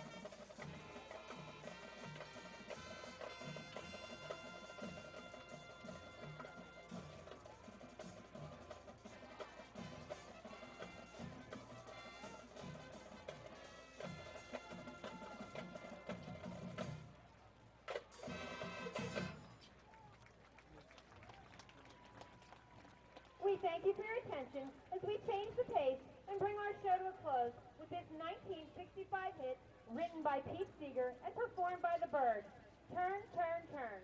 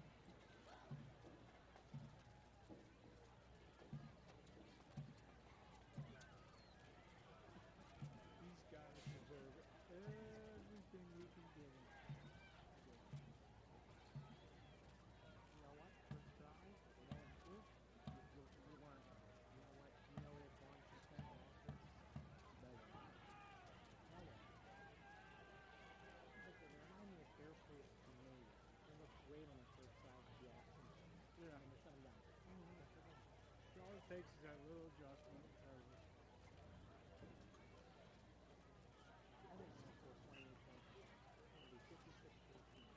Good. I hope we get a run. Good evening and welcome to Homecoming 2014. My name is Sophia Jones and I am the Student Council President. My name is Taylor Niederheiser and I am Second Advisor of Student Council and we will be introducing this year's course. Ms. Kelsey Burkholder. Kelsey is the daughter of Robert and Karen Burkholder of White. She is a 3-year varsity softball letterman, member of NHS, prom committee, and student council. Kelsey is a wrestling manager, plays travel softball for Steel City Cyclones, and is an assistant softball coach for Connellsville Wild Things and Wolfskin Little League. She plans to attend college and play softball. Kelsey is being escorted by Luke Kissel. Luke is the son of Marshall Guy and Brian Kissel. He is senior class president, vice president of the German Honor Society, member of NHS, Cal Club, the baseball team, diving team, kids scholastic diving, and he is a peer mentor. Luke plans to attend college and study political science and business. Miss Jackie Kramer. Jackie is the daughter of Gary and Laura Kramer of Indian Head. She is a 3-year varsity starter for the high school softball team and a 1-year varsity starter for the tennis team. Jackie is also a member of NHS, PJAS, CAHS Ambassadors, and was a junior representative on the Snow Princess court. She plans on attending college and majoring in nursing while playing softball. Jackie is being escorted by Cody Hall. Cody is the son of Ernest and Jonah Hall of Connellsville. She is a member of NHS, Student Council, the baseball team, and is a peer mentor. Cody plans to attend the University of Pittsburgh for engineering. Miss Katie Ernestine. Katie is the daughter of Steve and Rosemary Ernestine of Connellsville. She is a varsity cheerleader, a member of the student class play, student council, prom committee, CAHS Patriots, PJAS, and yearbook committee. Katie plans to attend college and major in medicine. She is being escorted by Jake Connell. Jake is the son of Karen Molinaro Connell of Connellsville. He is a member of NHS, 3-year basketball letterman, 2-year member of chamber ensemble, and is a peer mentor. Jake plans on attending the University of Pittsburgh for engineering. Miss Jessica Johnson. Jessica is the daughter of Bill and Michelle Johnson of Normalville. She is a 4-year member of the cheerleading squad and a 3-year varsity member, a member of PJ of Pennsylvania High School Rodeo, and part of the pivot team. Treasurer of NHS, a member of Student Council, 4-H Club, an officer, state qualifier and ranked top 10 in the nation at the International Barrel Racer Association, member of the prom committee, senior class play, and Woodsdale Bible brother. Jessica plans to study to be a physician assistant in college. He is being escorted by Jonathan Soyson. Jonathan is the son of Jennifer Soyson of Connellsville. He is a 4-year varsity soccer player, 2-year member of varsity track, an Eagle Scout and honor roll student. Jonathan plans to attend Indiana University of PA to study criminology and become a U.S. Marshal. Miss Avonlea Keaty. Avonlea is the daughter of Brian and Amy Keaty of Connellsville. She is a dancer at Kitchen Company for 15 years where she also student teaches. She is also a dance teacher at Darlene's Dance Studio. Avonlea is a member of the track team, German club, prom committee, and the senior class play. She plans to attend college and major in community chiropractic. Avonlea is being escorted by Doug Brighton. Doug is the son of Douglas and Pam Brighton of Connellsville. He is captain of the high school soccer team, 4-year varsity soccer player, a coach for the Connellsville Soccer Club, and leader of the Connellsville Crazies band section. Doug plans to attend Slippery Rock University and major in physical therapy. Miss Courtney Kessler. Courtney is the daughter of Chris and Michelle Kessler of Connellsville. She is a 4-year cheerleader and 3-year varsity cheerleader. She has been in chamber ensemble for 3 years and has participated in the musicals and is currently a cast member of the senior class play. Courtney is an active member of Mount Olive Church and a dancer at Kitchen Company and was a junior representative for the Snow Princess Court. She plans to attend Indiana University of PA for business and accounting. Courtney is being escorted by Jordan Hosfeld. Jordan is the son of Harry and Sherry Hosfeld of Connellsville. He participates in varsity soccer, diving, and track, and is vice president of student council, a member of NHS, Spanish Honor Society, the Gifted Program, PJAS, the Penn State 4.0 Club, Middle States Accreditation Committee, CAHS Musicals, and is currently a cast member in the senior class play. Jordan plans to attend college and major in biochemistry, followed by medical school. Miss Alyssa Orndorff. Alyssa is the daughter of Rob and April Orndorff of Mill Run. She is a 3-year girls varsity basketball and softball letterman. She is a member of NHS, Student Council, CAHS Patriots, Prom Committee, Penn State 4.0 Club, and the Indian Creek Baptist Church. Alyssa plans to attend Robert Morris University and major in nursing, with the intention to become a pediatric nurse practitioner. She is being escorted by Brock Bonadillo. Brock is the son of Joe and Stacy Bonadillo of Connellsville. He is a 3-year letterman for baseball and 2-year letterman for basketball, as well as a member of the National Honor Society. Brock plans to attend college and study optometry and play baseball. Miss Gabby Parika.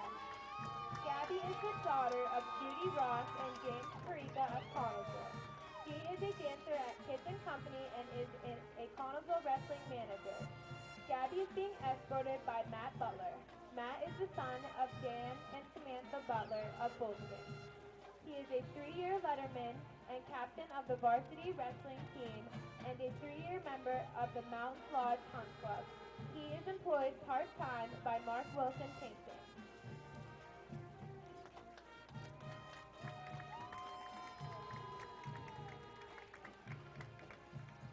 Please welcome the Career and Technical Center 2014 Homecoming Queen, Miss Justina Kent.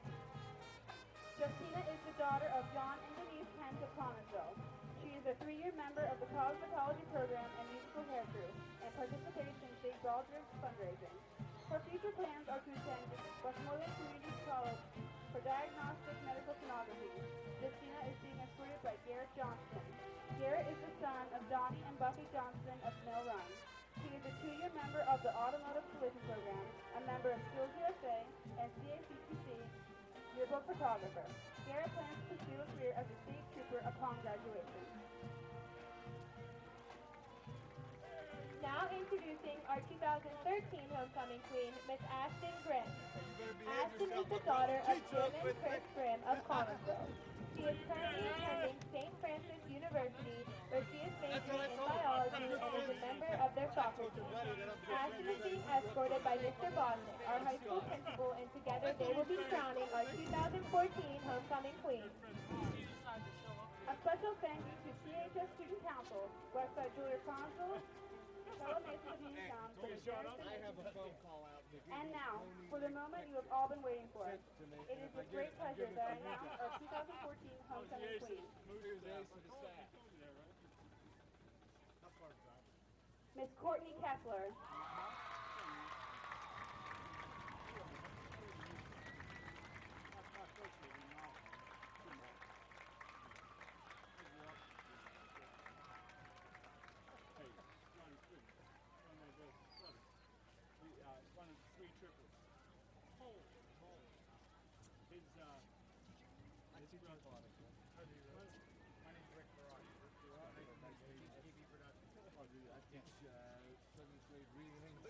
Very nice.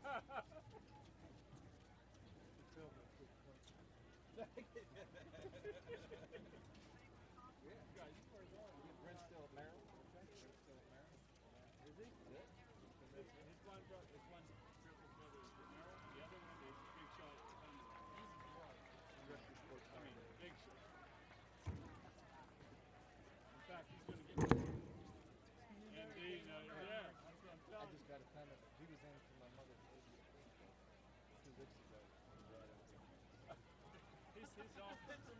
His office is down the hall from the CEO.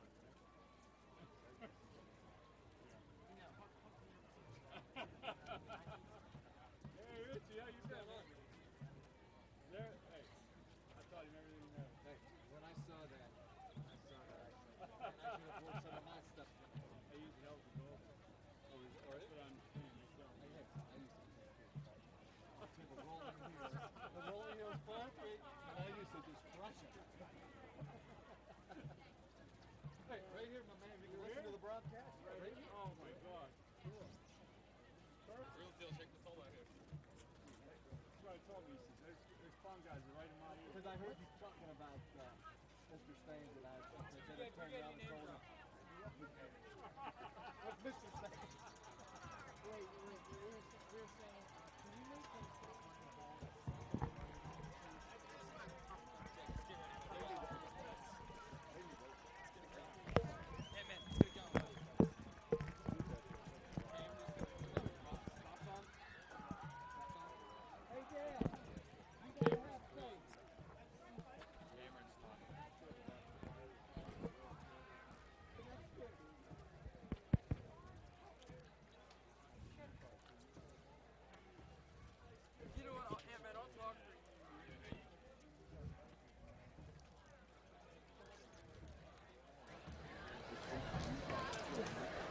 Welcome back to the second half here in Connellsville.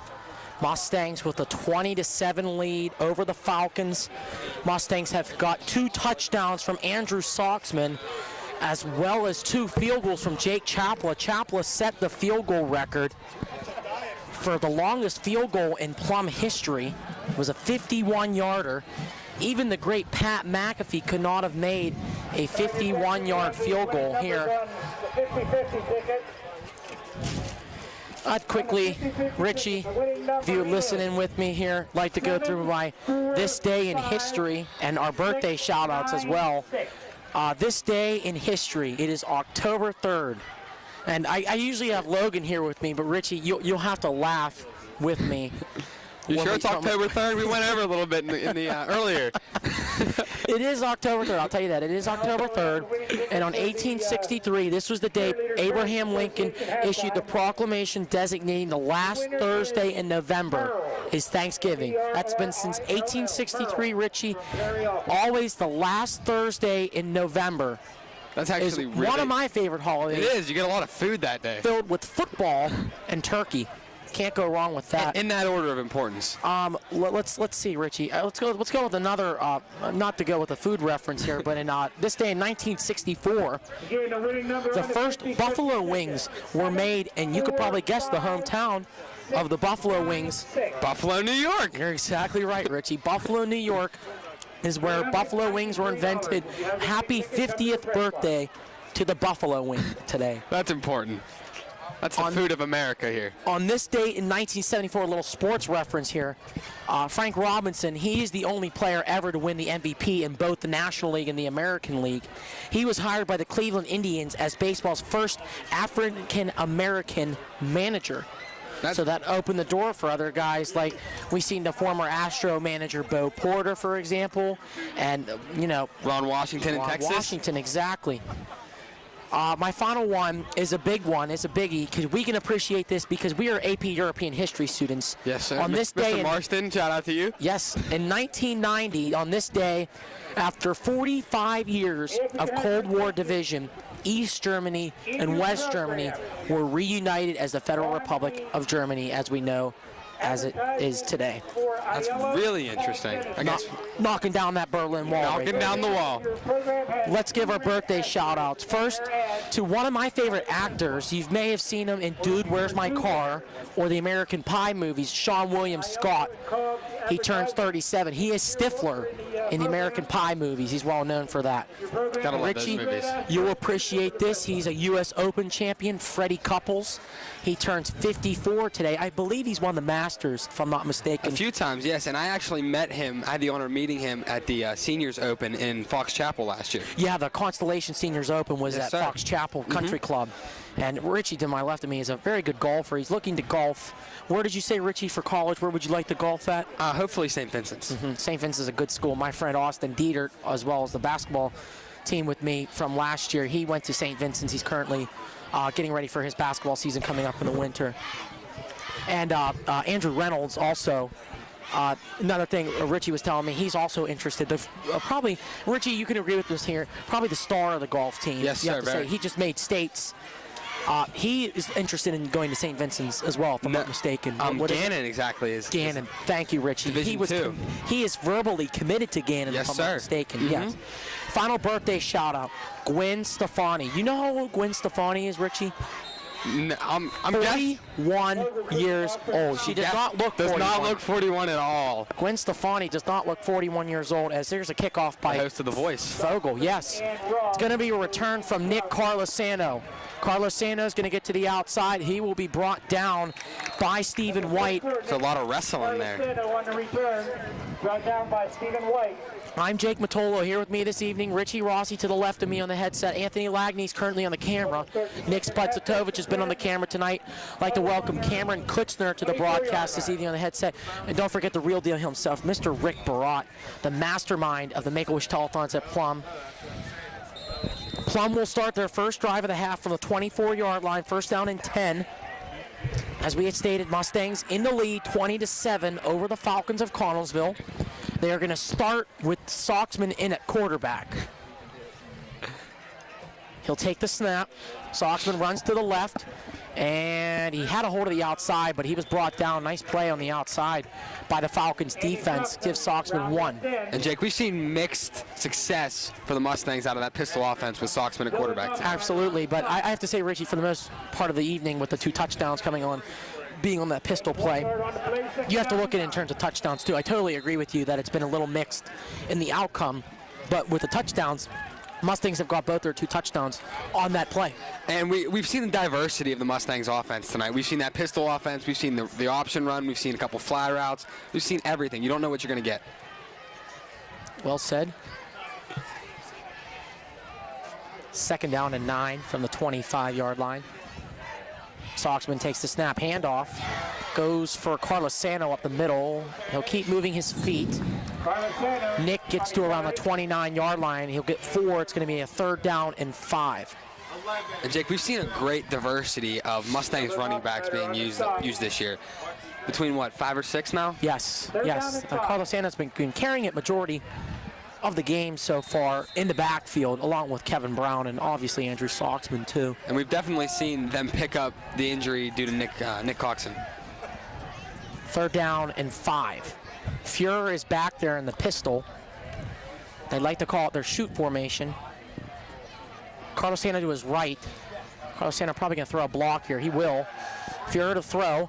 Fuhrer looking, finds his receiver, Philip Marr. First down Mustangs, Philip Marr's first catch of the evening as he gets to the 30, make it the 40-yard line. And Jake, that's a hookup we've heard a lot this year, along with Ashton Teeter, obviously. Patrick Crossy, too, another notable receiver out there for the Mustangs, as they will give Philip Marr, I think, 10. First down and 10 at the 38-yard line.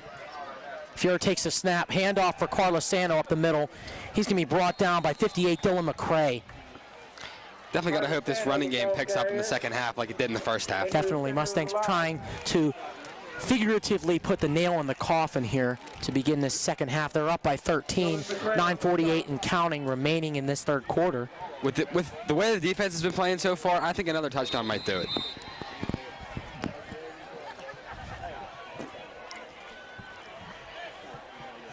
Kevin Brown in the backfield for the Mustangs. Second down and 9. Trips.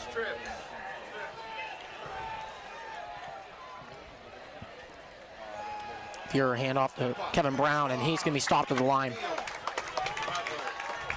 Going back to what Richie said, their running game, if you do recall, I think it was the first quarter, their entire defense was trying to tackle absolutely the running game, and they couldn't do it. It's a very good point, Spud.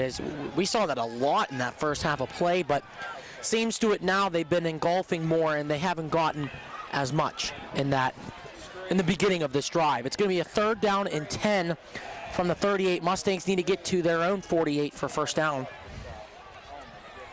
Fuhrer takes the snap. He will throw. Oh, there's pressure. Fuhrer's in trouble. Fuhrer's going to roll out. He's going to throw. Does he have Crossy? No, he doesn't. It's incomplete. Crossy may have stepped out of bounds on that play, so even if he came back in and made the catch, it would have been an illegal touching penalty. But it's a fourth down, and we will see the Mustangs' first punt of the evening. And Jake, we've seen like the Mustangs running game has been similar to the Steelers in that they have the power running backs like a LeGarrette Blount. They have that in Nick Carlosano. And then you have like running backs like Le'Veon Bell and Kevin Brown, Nick Cox, and the more the finesse backs. Good word. Good word. Nolan to punt. It's a high punt. Very Fair high. catch called. And the ball is loose. Mustangs got the ball. Mustangs ball. That is huge. And that has been the story of the game when the Mustangs those turnovers. The 5th turnover of the game for the Falcons results in a fumble. Ronnie Amato recovered the fumble at the 33-yard line. Good play there by Ronnie. Mustangs get the ball at the 33-yard line, 1st down and 10. And as Spud said, that is a huge momentum changer to start this first half. Or excuse me, second half. And Jake, if you recall, Ronnie Amato actually forced a fumble against Kiski last week. Correct, Rich. That's a good point. Ronnie Amato will recover. Well, he will force or either recover his 2nd fumble in 2 weeks. Good play by Ronnie. Will go back to work. Kevin Brown gets the carry. He will get to the 30, and he'll be stopped there. And it was like nothing even happened. Come almost equivalent to a 40-yard pass play for the Mustangs. Yeah. And we've seen a lot of muffs and mishandles by the Connellsville special teams today. Yes. Couple kicked balls. Yeah, the beginning kickoff even. Exactly. It's a great point. First kickoff of the game, they fumbled the ball and almost was recovered by the Mustangs, if we recall earlier in the game. Fuhr, handoff for Brown. Brown to the outside. Brown has the speed, but he's not going to get back to the line of scrimmage. Great defensive play right there. That was 24, Stephen White. And if I'm the Mustangs coaching staff, last year, Kevin, he would just run parallel with the line of scrimmage. And now this year, he's pounding it up the middle. He matured a lot over the season. I totally agree, Spud, because we saw, like you said, Kevin was a little bit, you could almost say timid to make that move up the middle, but now we see him stutter step, and Kevin could deke out pretty much everybody in this conference right now with the way he's been playing at running back. Flag on the play. No, excuse me. We have a whistle on the play. It's going to be a timeout for the Mustangs. So they're down to 2 timeouts remaining. Score is still Plum 20, Connellsville 7. 7:08 remaining in this second half of play. And Jake, I think a touchdown here would be huge for the Mustangs. We're going to quickly pause 10 seconds for station identification here on the Plum Mustang Sports Network.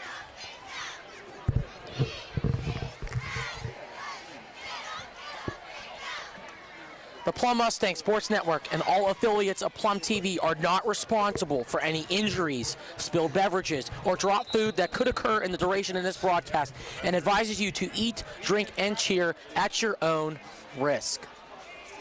Don't want to drop those hot wings. Trips right, 23 there. As we've heard, turned 50 years old today. Double move. Correct. Double move. Here we go. 3rd down and 7 from the 30. Mustangs are in the chute. Fuhr takes the snap. He's going to throw. He's in trouble. And he's going to be brought down at around the 34-yard line. It's going to be a sack of 4 yards. And Jake Chapla will try another field goal. As the tacklers led by DeMarco. He's going to break his other one. Brings up 4th down. We'll see where they set up. The ball was placed on the 34-yard line. Chapla in again to attempt a field goal. He will try a 51-yarder, which he has already made in this game, that set the high school kicking record at Plum, beat Pat McAfee's record. We'll see if he can do it again. Here's a 51-yarder from Chapla. It's a line drive kick, but unfortunately this one is going to be wide right, but we have a flag on the play. If this is a personal foul roughing the kicker, it'll be an automatic 1st down for the Mustangs. And this would be huge.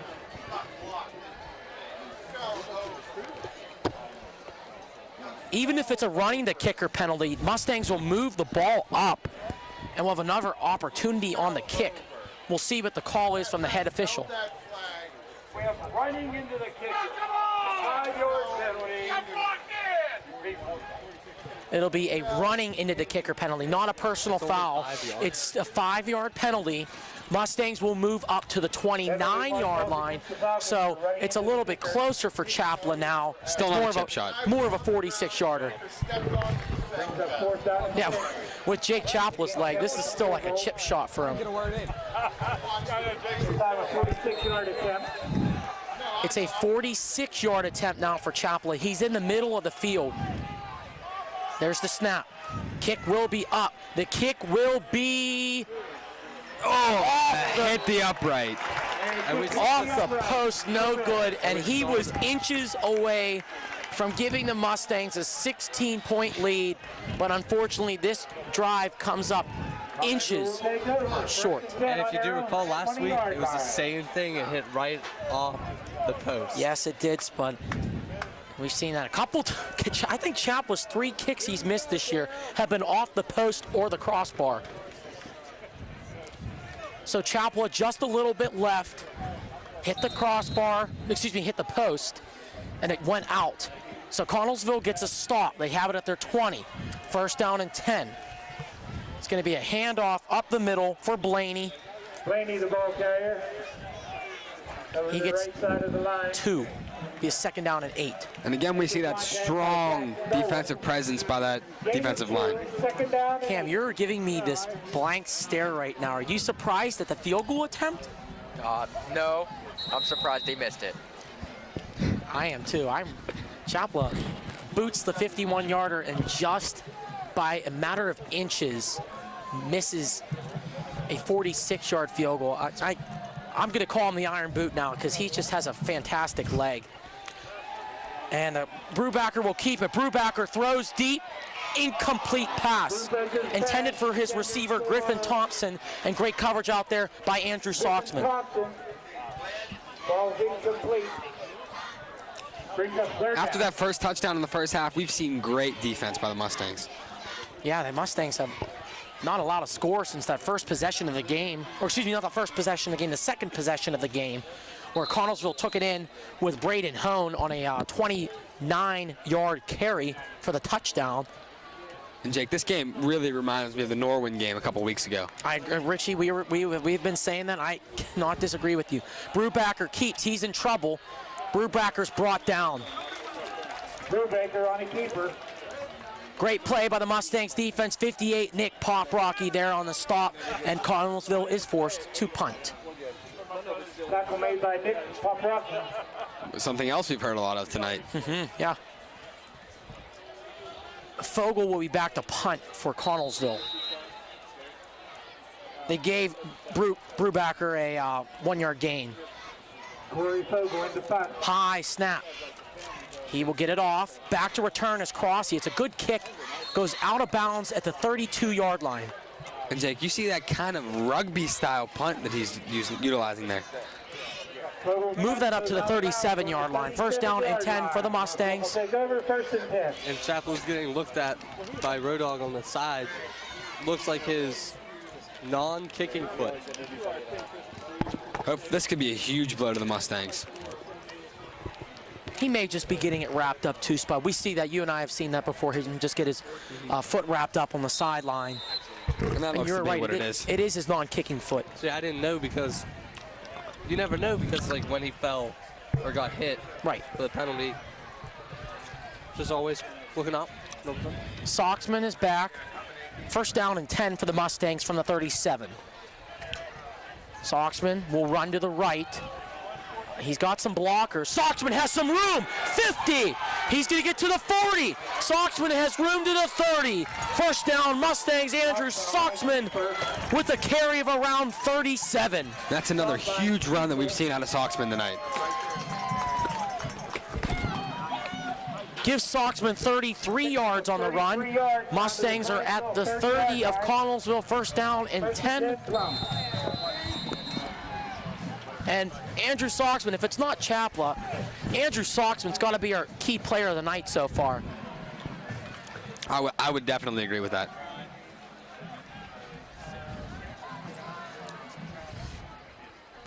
We have 106 running yards. Good stat there, Spud. Handoff, Carlosano lunges his way forward. Give him 2, second down and 8. At least that's what I think Barack was trying to tell you. Yeah, make that 106 rushing yards for Andrew Soxman. Soxman has 106 yards rushing and 2 touchdowns tonight. And that's straight from the source, Mr. Rick Barat, who looks like turned into a statistician now. Actually, Yeah, that's from the source, Chaz. Yes, Chaz Casillo, one of the head statisticians for the Mustangs, is relaying information to us. He always does. He does a great job with stats, and he always relays it to me or Cameron during not just the home games, but also the away games too. So thank you, Chaz Castillo, for our stats. Definitely appreciate along that. with Mr. Morgan and Mr. Gestrich. Second down and 8. Teeter in motion. We're going to have a flag on the play. Some laundry on the field. Might be a delay of game on the Mustangs. Yeah, they're backing up. It did look like. We have a dead ball. Delay of game. It is a delay of game on the Mustangs. Back them up 5 yards. They'll be at the 33-yard line now for a second down and 13. Second down and 13. We have 3:32 remaining in this third quarter of play. Mustangs 20, Falcons 7.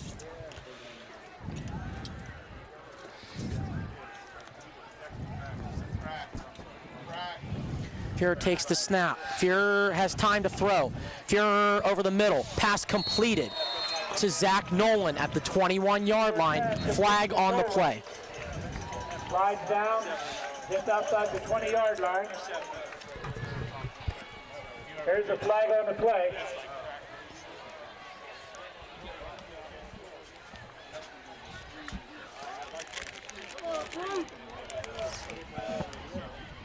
And the Mustangs are unfortunately backing up, maybe on the offense. See what the head official calls. Coach,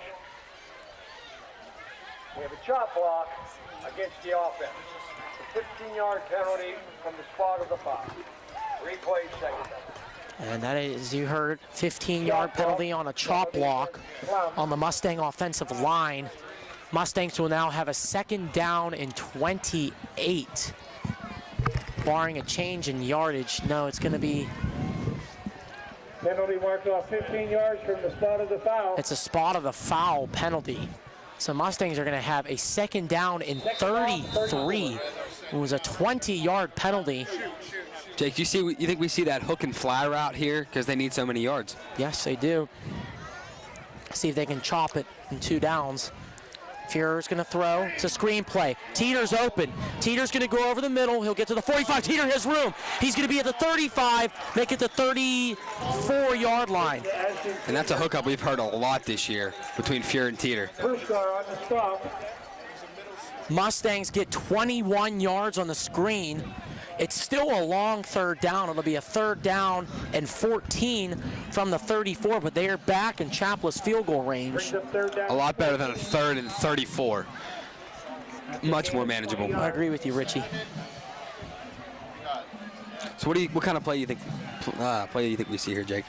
I think the Mustangs are going to go with a pass here because Fuhrer's been very consistent in finding his receivers here this evening. So I think the Mustangs are just going to continue to go with the pass here, maybe to Patrick Crossy. Snap. Fuhrer fakes the run, runs to the outside.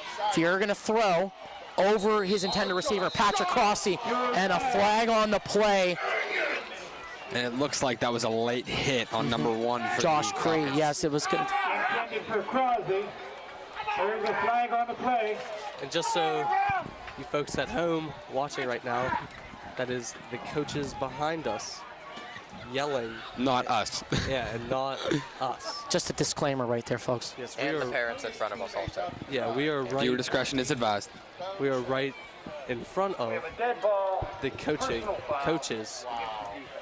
For Connellsville, who seem to be highly upset with that call.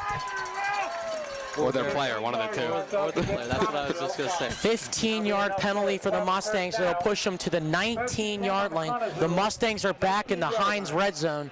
Get your thick and rich Heinz ketchup. Any place ketchup is sold, preferably at your local Plum supermarket. Definitely. That penalty was huge to keep the drive going. Oh, I agree, Cameron. That penalty right there on the push by Cree, a little bit iffy, but it seems like Mustangs will benefit from that call for now, as it looks like Nick Robb will go up the middle for around 4. Be second down and 6. And even if they don't score on this drive, they've basically had the ball the entire quarter. Which is another key, to kill an entire quarter rather than just a couple minutes.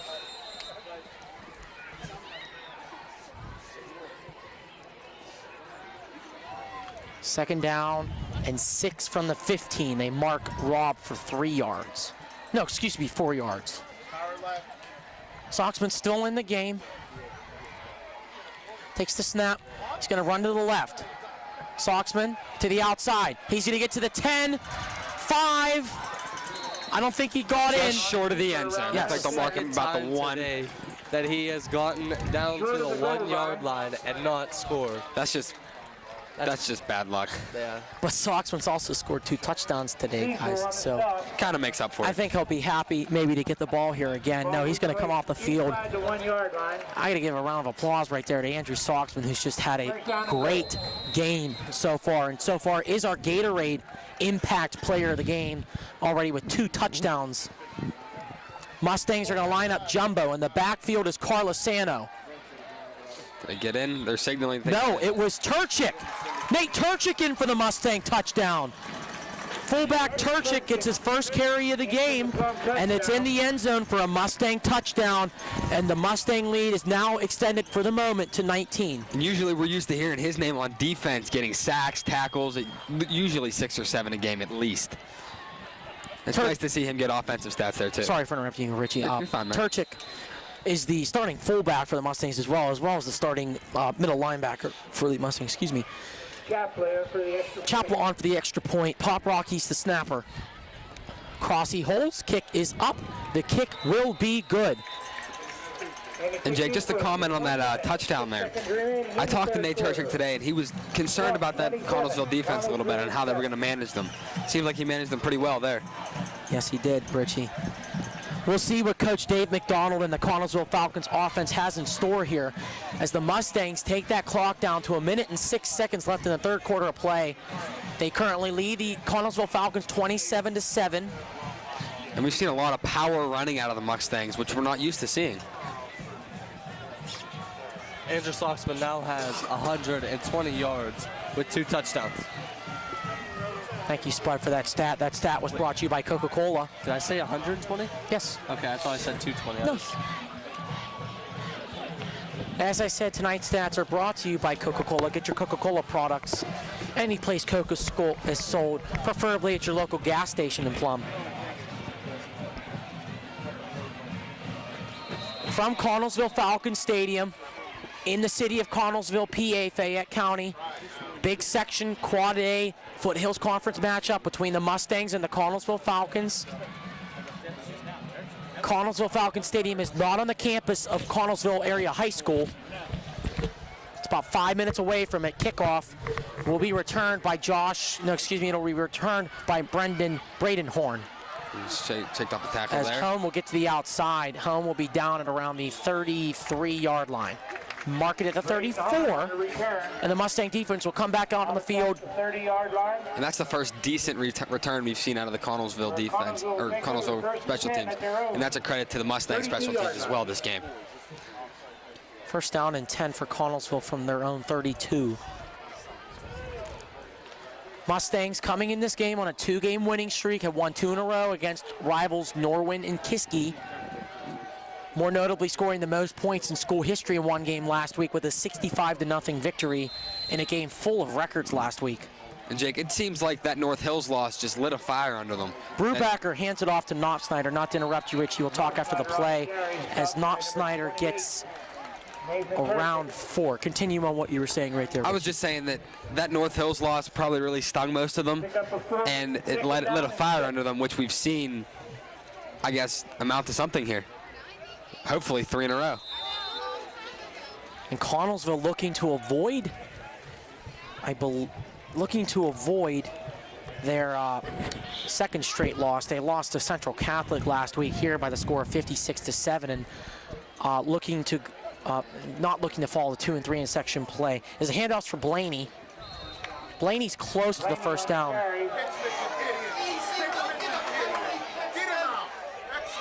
And we saw a little bit of extracurricular activities, but I don't know if the referee saw it. 81 Caleb Pittsman had kind of a jerky play right there and got in the face of Patrick Crossy.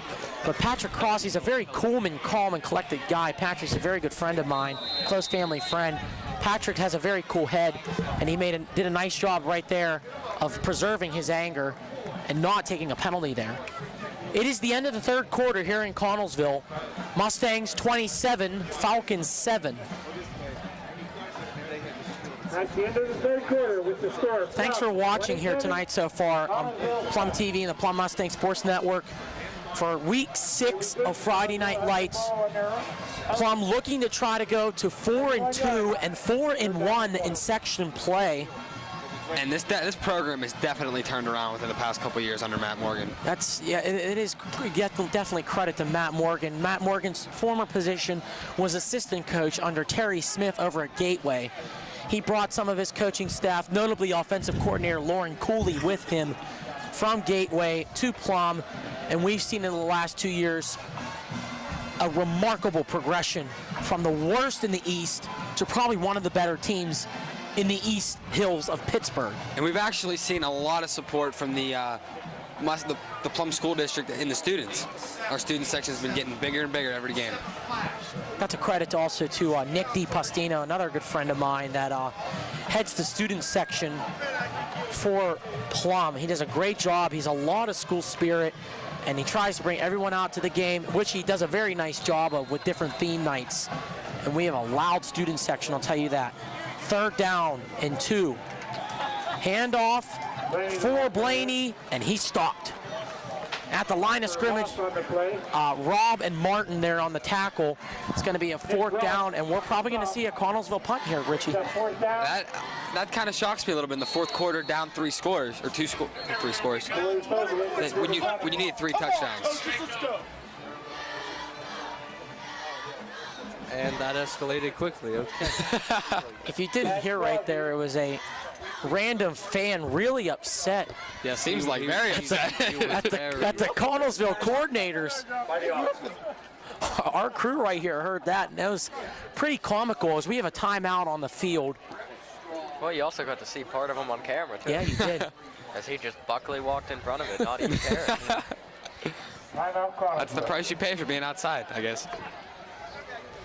Jake, while we have a second here, I want to commend you again on another great game. Oh, thanks, Richie. I appreciate it. I got a great crew here with me. I'll mention I'm Jake Mantolo, here with Richie Rossi, Cameron Kutzner, Anthony Lagnies, and my good pal Nick Spud-Satowicz here with me.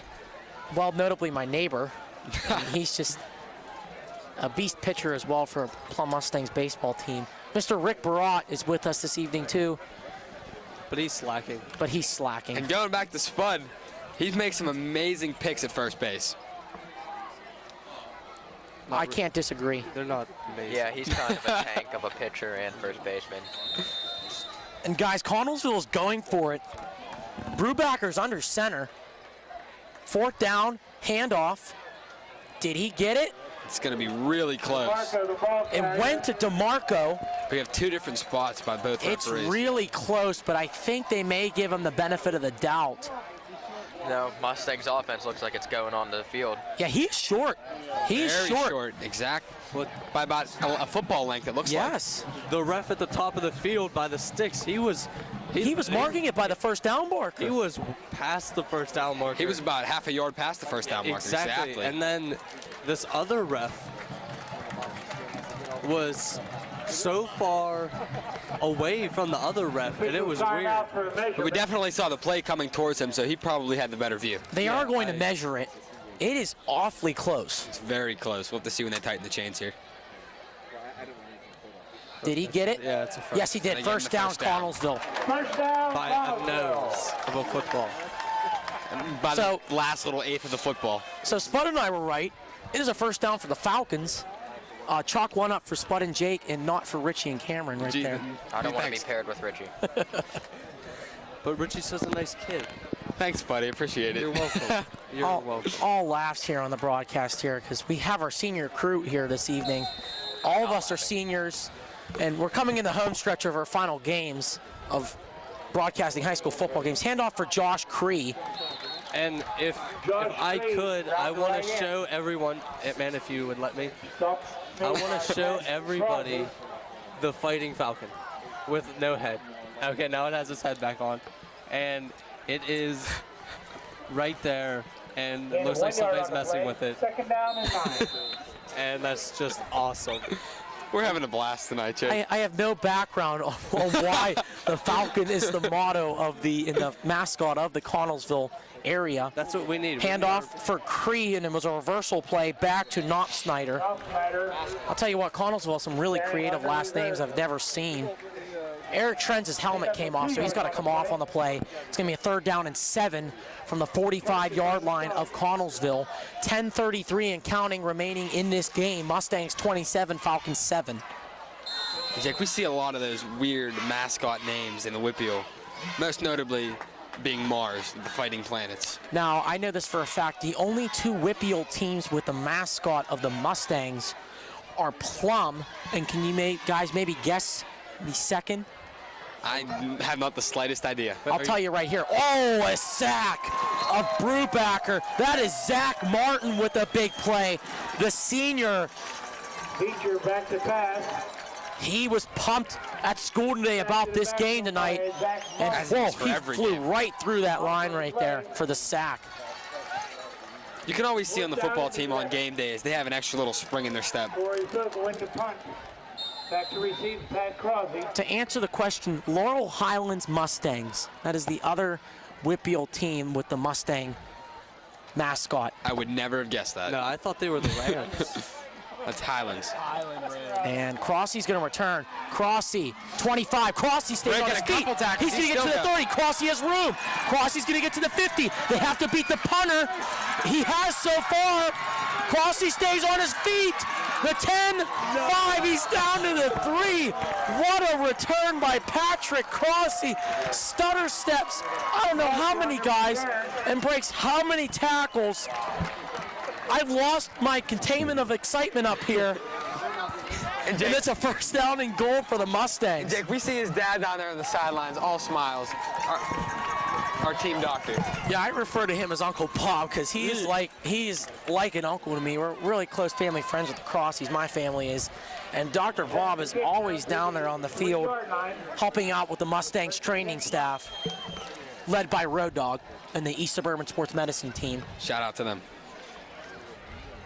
East Suburban Sports Medicine is your official medical training crew of the Plum Mustangs sports. Soxman's in the game. Soxman will carry it. Is Soxman in? Yes, he is. Touchdown, Mustangs. His 3rd tonight. Yes, it is. Soxman runs for his 3rd touchdown of the evening, and the Mustangs are in control. Jake, I think that's the dagger right there, making this a 4-score game. Possibly put the nail in the coffin, as I like to say. Not literally, but figuratively, put the nail in the coffin. For the Falcons here. Chapla's on for the extra point. May I note Chapla's not missed an extra point so far this year. Knock on wood. Yeah, knock on wood. I agree with that statement. Kick from Chapla will continue to streak. It's good. I'm sorry, Jake. Go on there, buddy. And that almost went out of the stadium. Which we've seen a lot of. Yeah. 9:07 remaining in this game from Connellsville Falcon Stadium in Connellsville, Fayette County, PA. Mustangs 34, Connellsville 7. It is looking like the Mustangs are en route to their 3rd straight win and their 3rd straight conference win. With a win tonight, the Mustangs would move to 4-2 overall and with a 4-1 section record. When was the last time we could say that, Jake? Not in our high school days. Now, we're all seniors here, and the last team The last winning team for the Mustangs was back in 2010 under old head coach Frank Sacco. The Mustangs went 5-4 and made the playoffs back in 2010. That was our 8th grade year. And was that under quarterback Toph Zidnak as well? Correct. Toph Zidnak was the quarterback. Tariq Ellis, the running back? Tariq, yep, all those guys. Mustangs have not had a winning season since then. Now, a win tonight would not ensure a winning season for the Mustangs. If they were to win one more game after this, if they close this game out with a victory, they would end that streak and finish this season with a winning record, because they only play 9 games. You either finish above the 500 mark or below it. You can't finish at 500. Kick by Chapla is, need I say it, in the end zone for touchback. Again. And going back, it's really just building blocks. Like last year, you brought the new head coach in. You really can't expect miracles.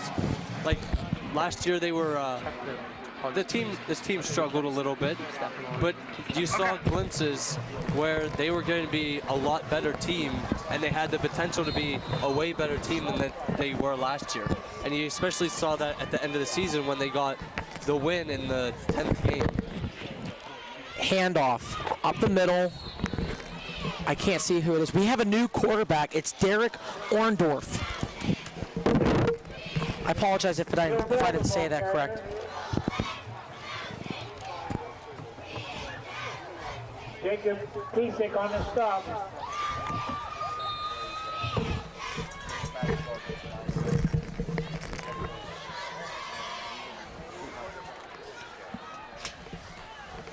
I'm just glad Jake approved of my stat right there, my comment.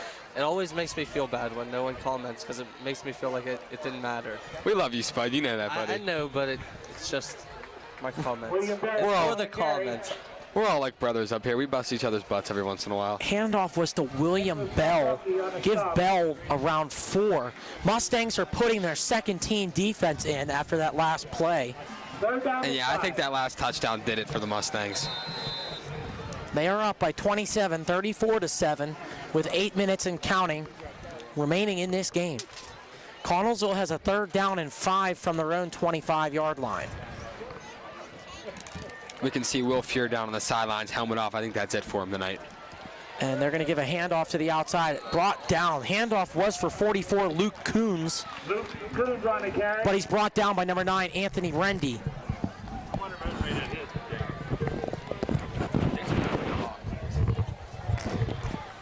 And Connellsville will have to punt. This is very impressive by the Mustang defense.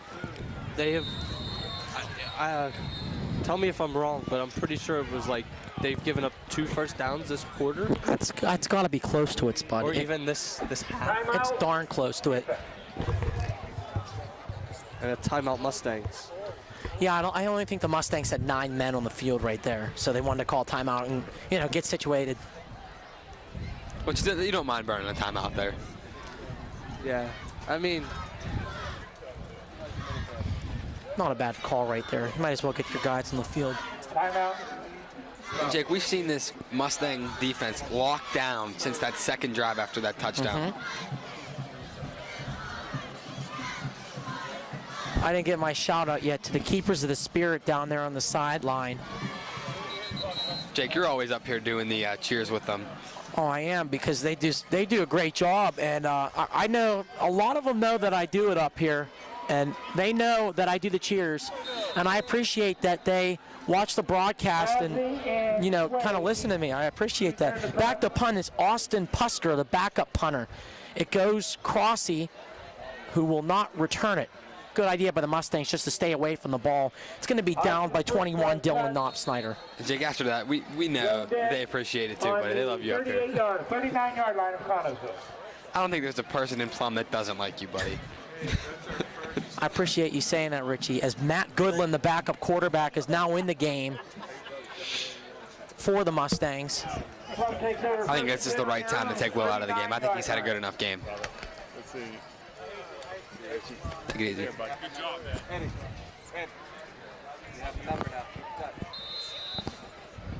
From the 39-yard line, Mustangs will start. Nick Carlosano in the backfield. Matt Goodland, the junior, is the new quarterback.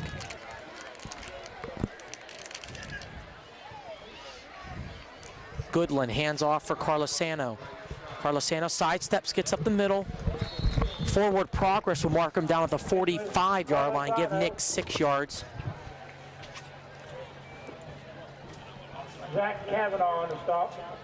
Kavanaugh on the stop for Connellsville. Speaking about stops, the Pirates were stopped in their pursuit for a World Series this year. Pirates played on Wednesday. They lost in the wild card game to the San Francisco Giants 8-0. Madison Bumgarner, a complete game, 4-hit shutout. Pirates season is over. They lose first round in the wild card. Goodland hands off for Carlosano. Carlosano up the middle, gets a first down, and he'll keep chugging to the 39-yard line. And Jake, going back to the Buccos, they had a phenomenal season this year. I think they proved a lot of people wrong from last year that this team was a little bit degrading from last year's team. Last year's team, obviously a special team. First time Pirates made the playoffs in 21 years. Ended the streak of also consecutive losing seasons, which was 21 as well. That was the longest streak in North American sports history, which is MLB, NHL, NFL, and NBA. And also another streak ending this year is the Royals playoff drought. Correct. Royals had a playoff drought of 29 years. Pampina will carry it for the Mustangs. Nick Pampina gets some good yardage to the 37. And give him 7 yards. I mean, it's the first time the Pirates and Royals have made the playoffs in the same year. In the same year. I don't remember the date. But I saw that. Yeah, I saw that stat, and both them host the wild card games. One went well for the home team, and we obviously know the other one for the home team, for the Pirates, did not go as well. Kansas City was down 7-3 in their wild card game to Oakland. They came back and won it in extras. Pampina receives the handoff from Goodland. He may have got a yard or two. It will be third down. Yeah, currently it's Kansas City and the Anaheim Angels in a series. It's a 5-game series because they're all division series. Also, the Detroit Tigers and Baltimore Orioles are in the other American League Division Series, and the National League Division Series is the San Francisco Giants and the Washington Nationals, and the LA Dodgers and our rival St. Louis Cardinals. And Jake, when you have names like Zach Greinke, Ryan Vogelsong, all the big name pitchers in the playoffs, you know it's going to be a great playoffs. Nick Carlosano runs for the first down to the 24-yard line, 4:30 and counting remaining in this game. The starters are out of the game because the game is in the Mustangs' control. Mustangs still trying to continue to pound this ball and maybe get another score here before the buzzer rings to end this game. That's just all they're trying to do now is kill the clock. And can I get your World Series prediction? My World Series prediction. Man, honestly, it's wide open. To be completely serious with you, I don't know who's in the playoffs. Well, it is a down year in the Major League. Yeah, exactly. The teams that spend the most amount of money. The Yankees. Your Red Sox. Red Sox. Red Sox, they were eliminated before the Astros. I mean... The Red Sox weren't even 500 this year. Yeah.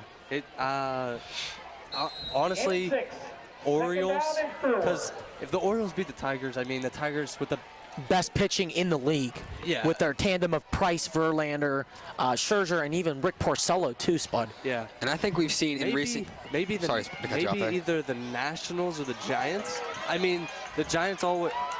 Jake, you can call that play right there. Yeah, and guys, and you can agree with me here. Nick Carlosano's just been a bull on this drive. He has been, yes. He carries it inside the 10, but there's a flag on the play. We'll get that to you as soon as we can. Continue what you were saying, Spud. But every year the Giants,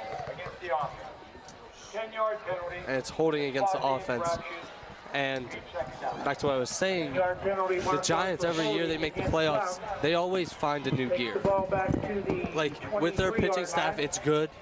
Their offense, it's shaky at times, but, I mean, they're always better in the playoffs.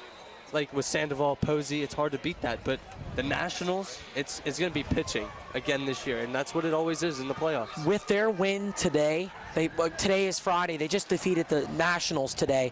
They defeated Steven Strasburg. Jake Peavy threw a complete game. Don Bernardi, the ball carrier to the outside. A helmet came off. Looked like a Connellsville helmet. And Jake, going back to what you were saying, I believe that the MLB has definitely turned around. Because you see when was the last time you can say the Pirates, the Royals, and the Athletics were all in playoff contention? Yeah, it's right. And it's really the people that pay the least amount of money. Exactly. And they have a bunch of guys that do the right things when they need to. They don't have one or two standout guys. Exactly. Behind the Astros, and you guys will find this shocking, Oakland, Pittsburgh, and Kansas City had the 3 lowest payrolls in the major leagues this year. Handoff went again for 44, Carlos Sano. When was the last time Cincinnati was eliminated from the playoffs? Last year. Wild card game. After the wild card. You mean like not make the playoffs? Like not in playoff contention at all. Well, before this year, it had to have been a while ago, because Cincinnati used to have the division locked every year. Now it's really St. Louis and Pittsburgh. Chapla's on for the field goal. They're going to call this a 34-yarder. And now the big question on the Pirates is Russell Martin. What's going to happen with him? And a high snap. They're going for the throw. Crossy had to throw it. It's incomplete. It was a high snap for Crossy. Crossy just could not corral it. And with a minute 40 left in this game, with Connellsville has the ball at the 15-yard line. They're going to need a miracle. Yes. Nothing short of it. Yeah, nothing short of a miracle. At 34-7, that's 4 scores for the win, right? Mm-hmm. My math is correct.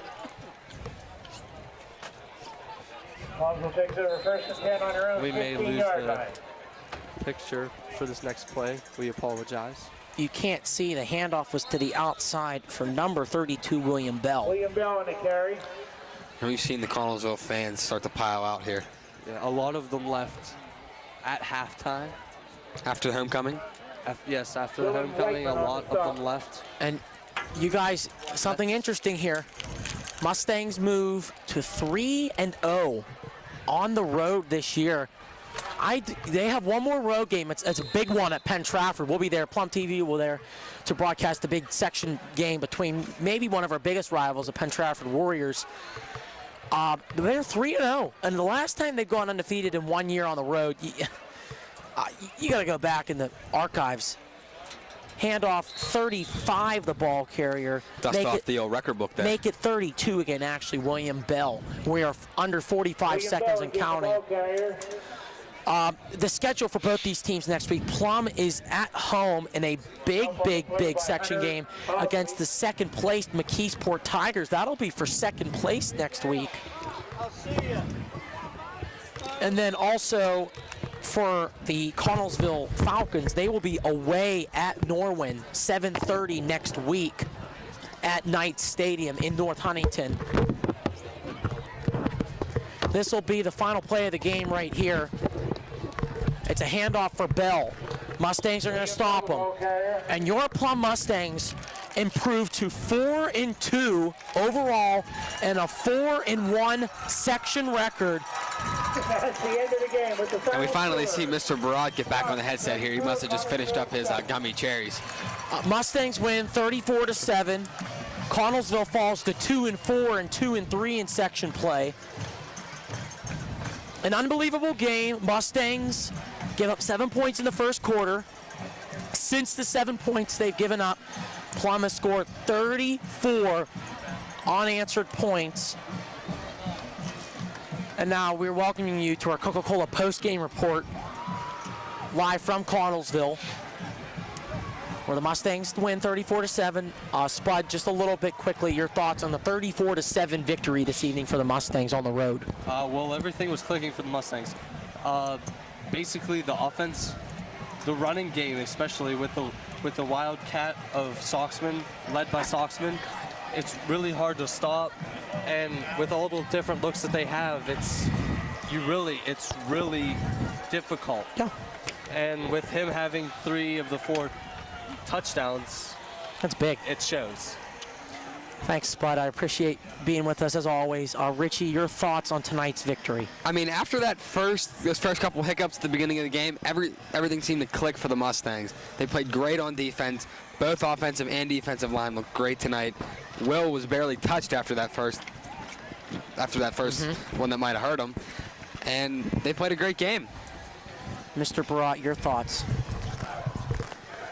Thanks for inviting me back on the headset so quick. But I get it, though. You guys should be on the headset before me. I trust you. Like I said during the pregame, guys, like to see Plum establish the run. They did that. The game almost went identical to the Norwin game.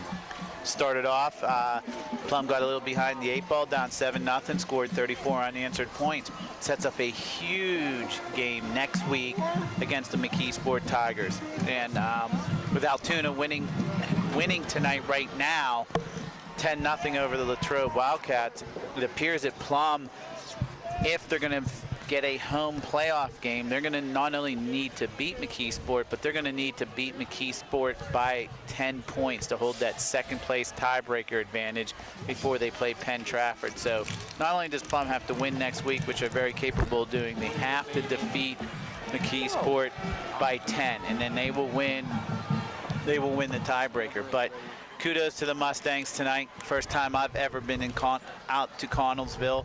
I've never been to this stadium in the 18 years of videotape. Connellsville started off really well, but Plum again running the ball.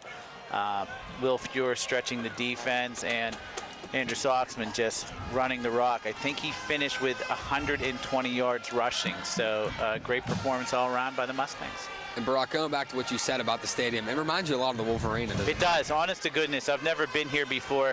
I don't know if, Nick, if you guys can zoom out at all on the camera, but if you look behind, it's technically the home stands, it does look like Wolverina. There's houses all around us right now. It's right in the middle of a neighborhood. It's almost like a little bit of a combination between Kiski and Woodland Hills with the blue, I mean, obviously no stone bleachers like it used to be at Wolverina, but as the Mustangs now are leaving the field, really good game by the Mustangs, and looking forward to next week's game against the Tigers. Couldn't be more thrilled about this team this year. Mustangs improved to 4-2 overall and a 4-1 section record. Please be with us next week as we are home against McKeesport in a big, and I mean big, Quad A Foothills Conference section game for terms of second place and first place if the Mustangs were to win next week against McKeesport. On behalf of myself, Mr. Rick Barat, TV Productions teacher at Plum Senior High School, Richie Rossi, Anthony Lagney, Spud Satovich, Cameron Kutzner, I'm Jake Witolo saying good night from Connellsville, Falcon Stadium. See you next week.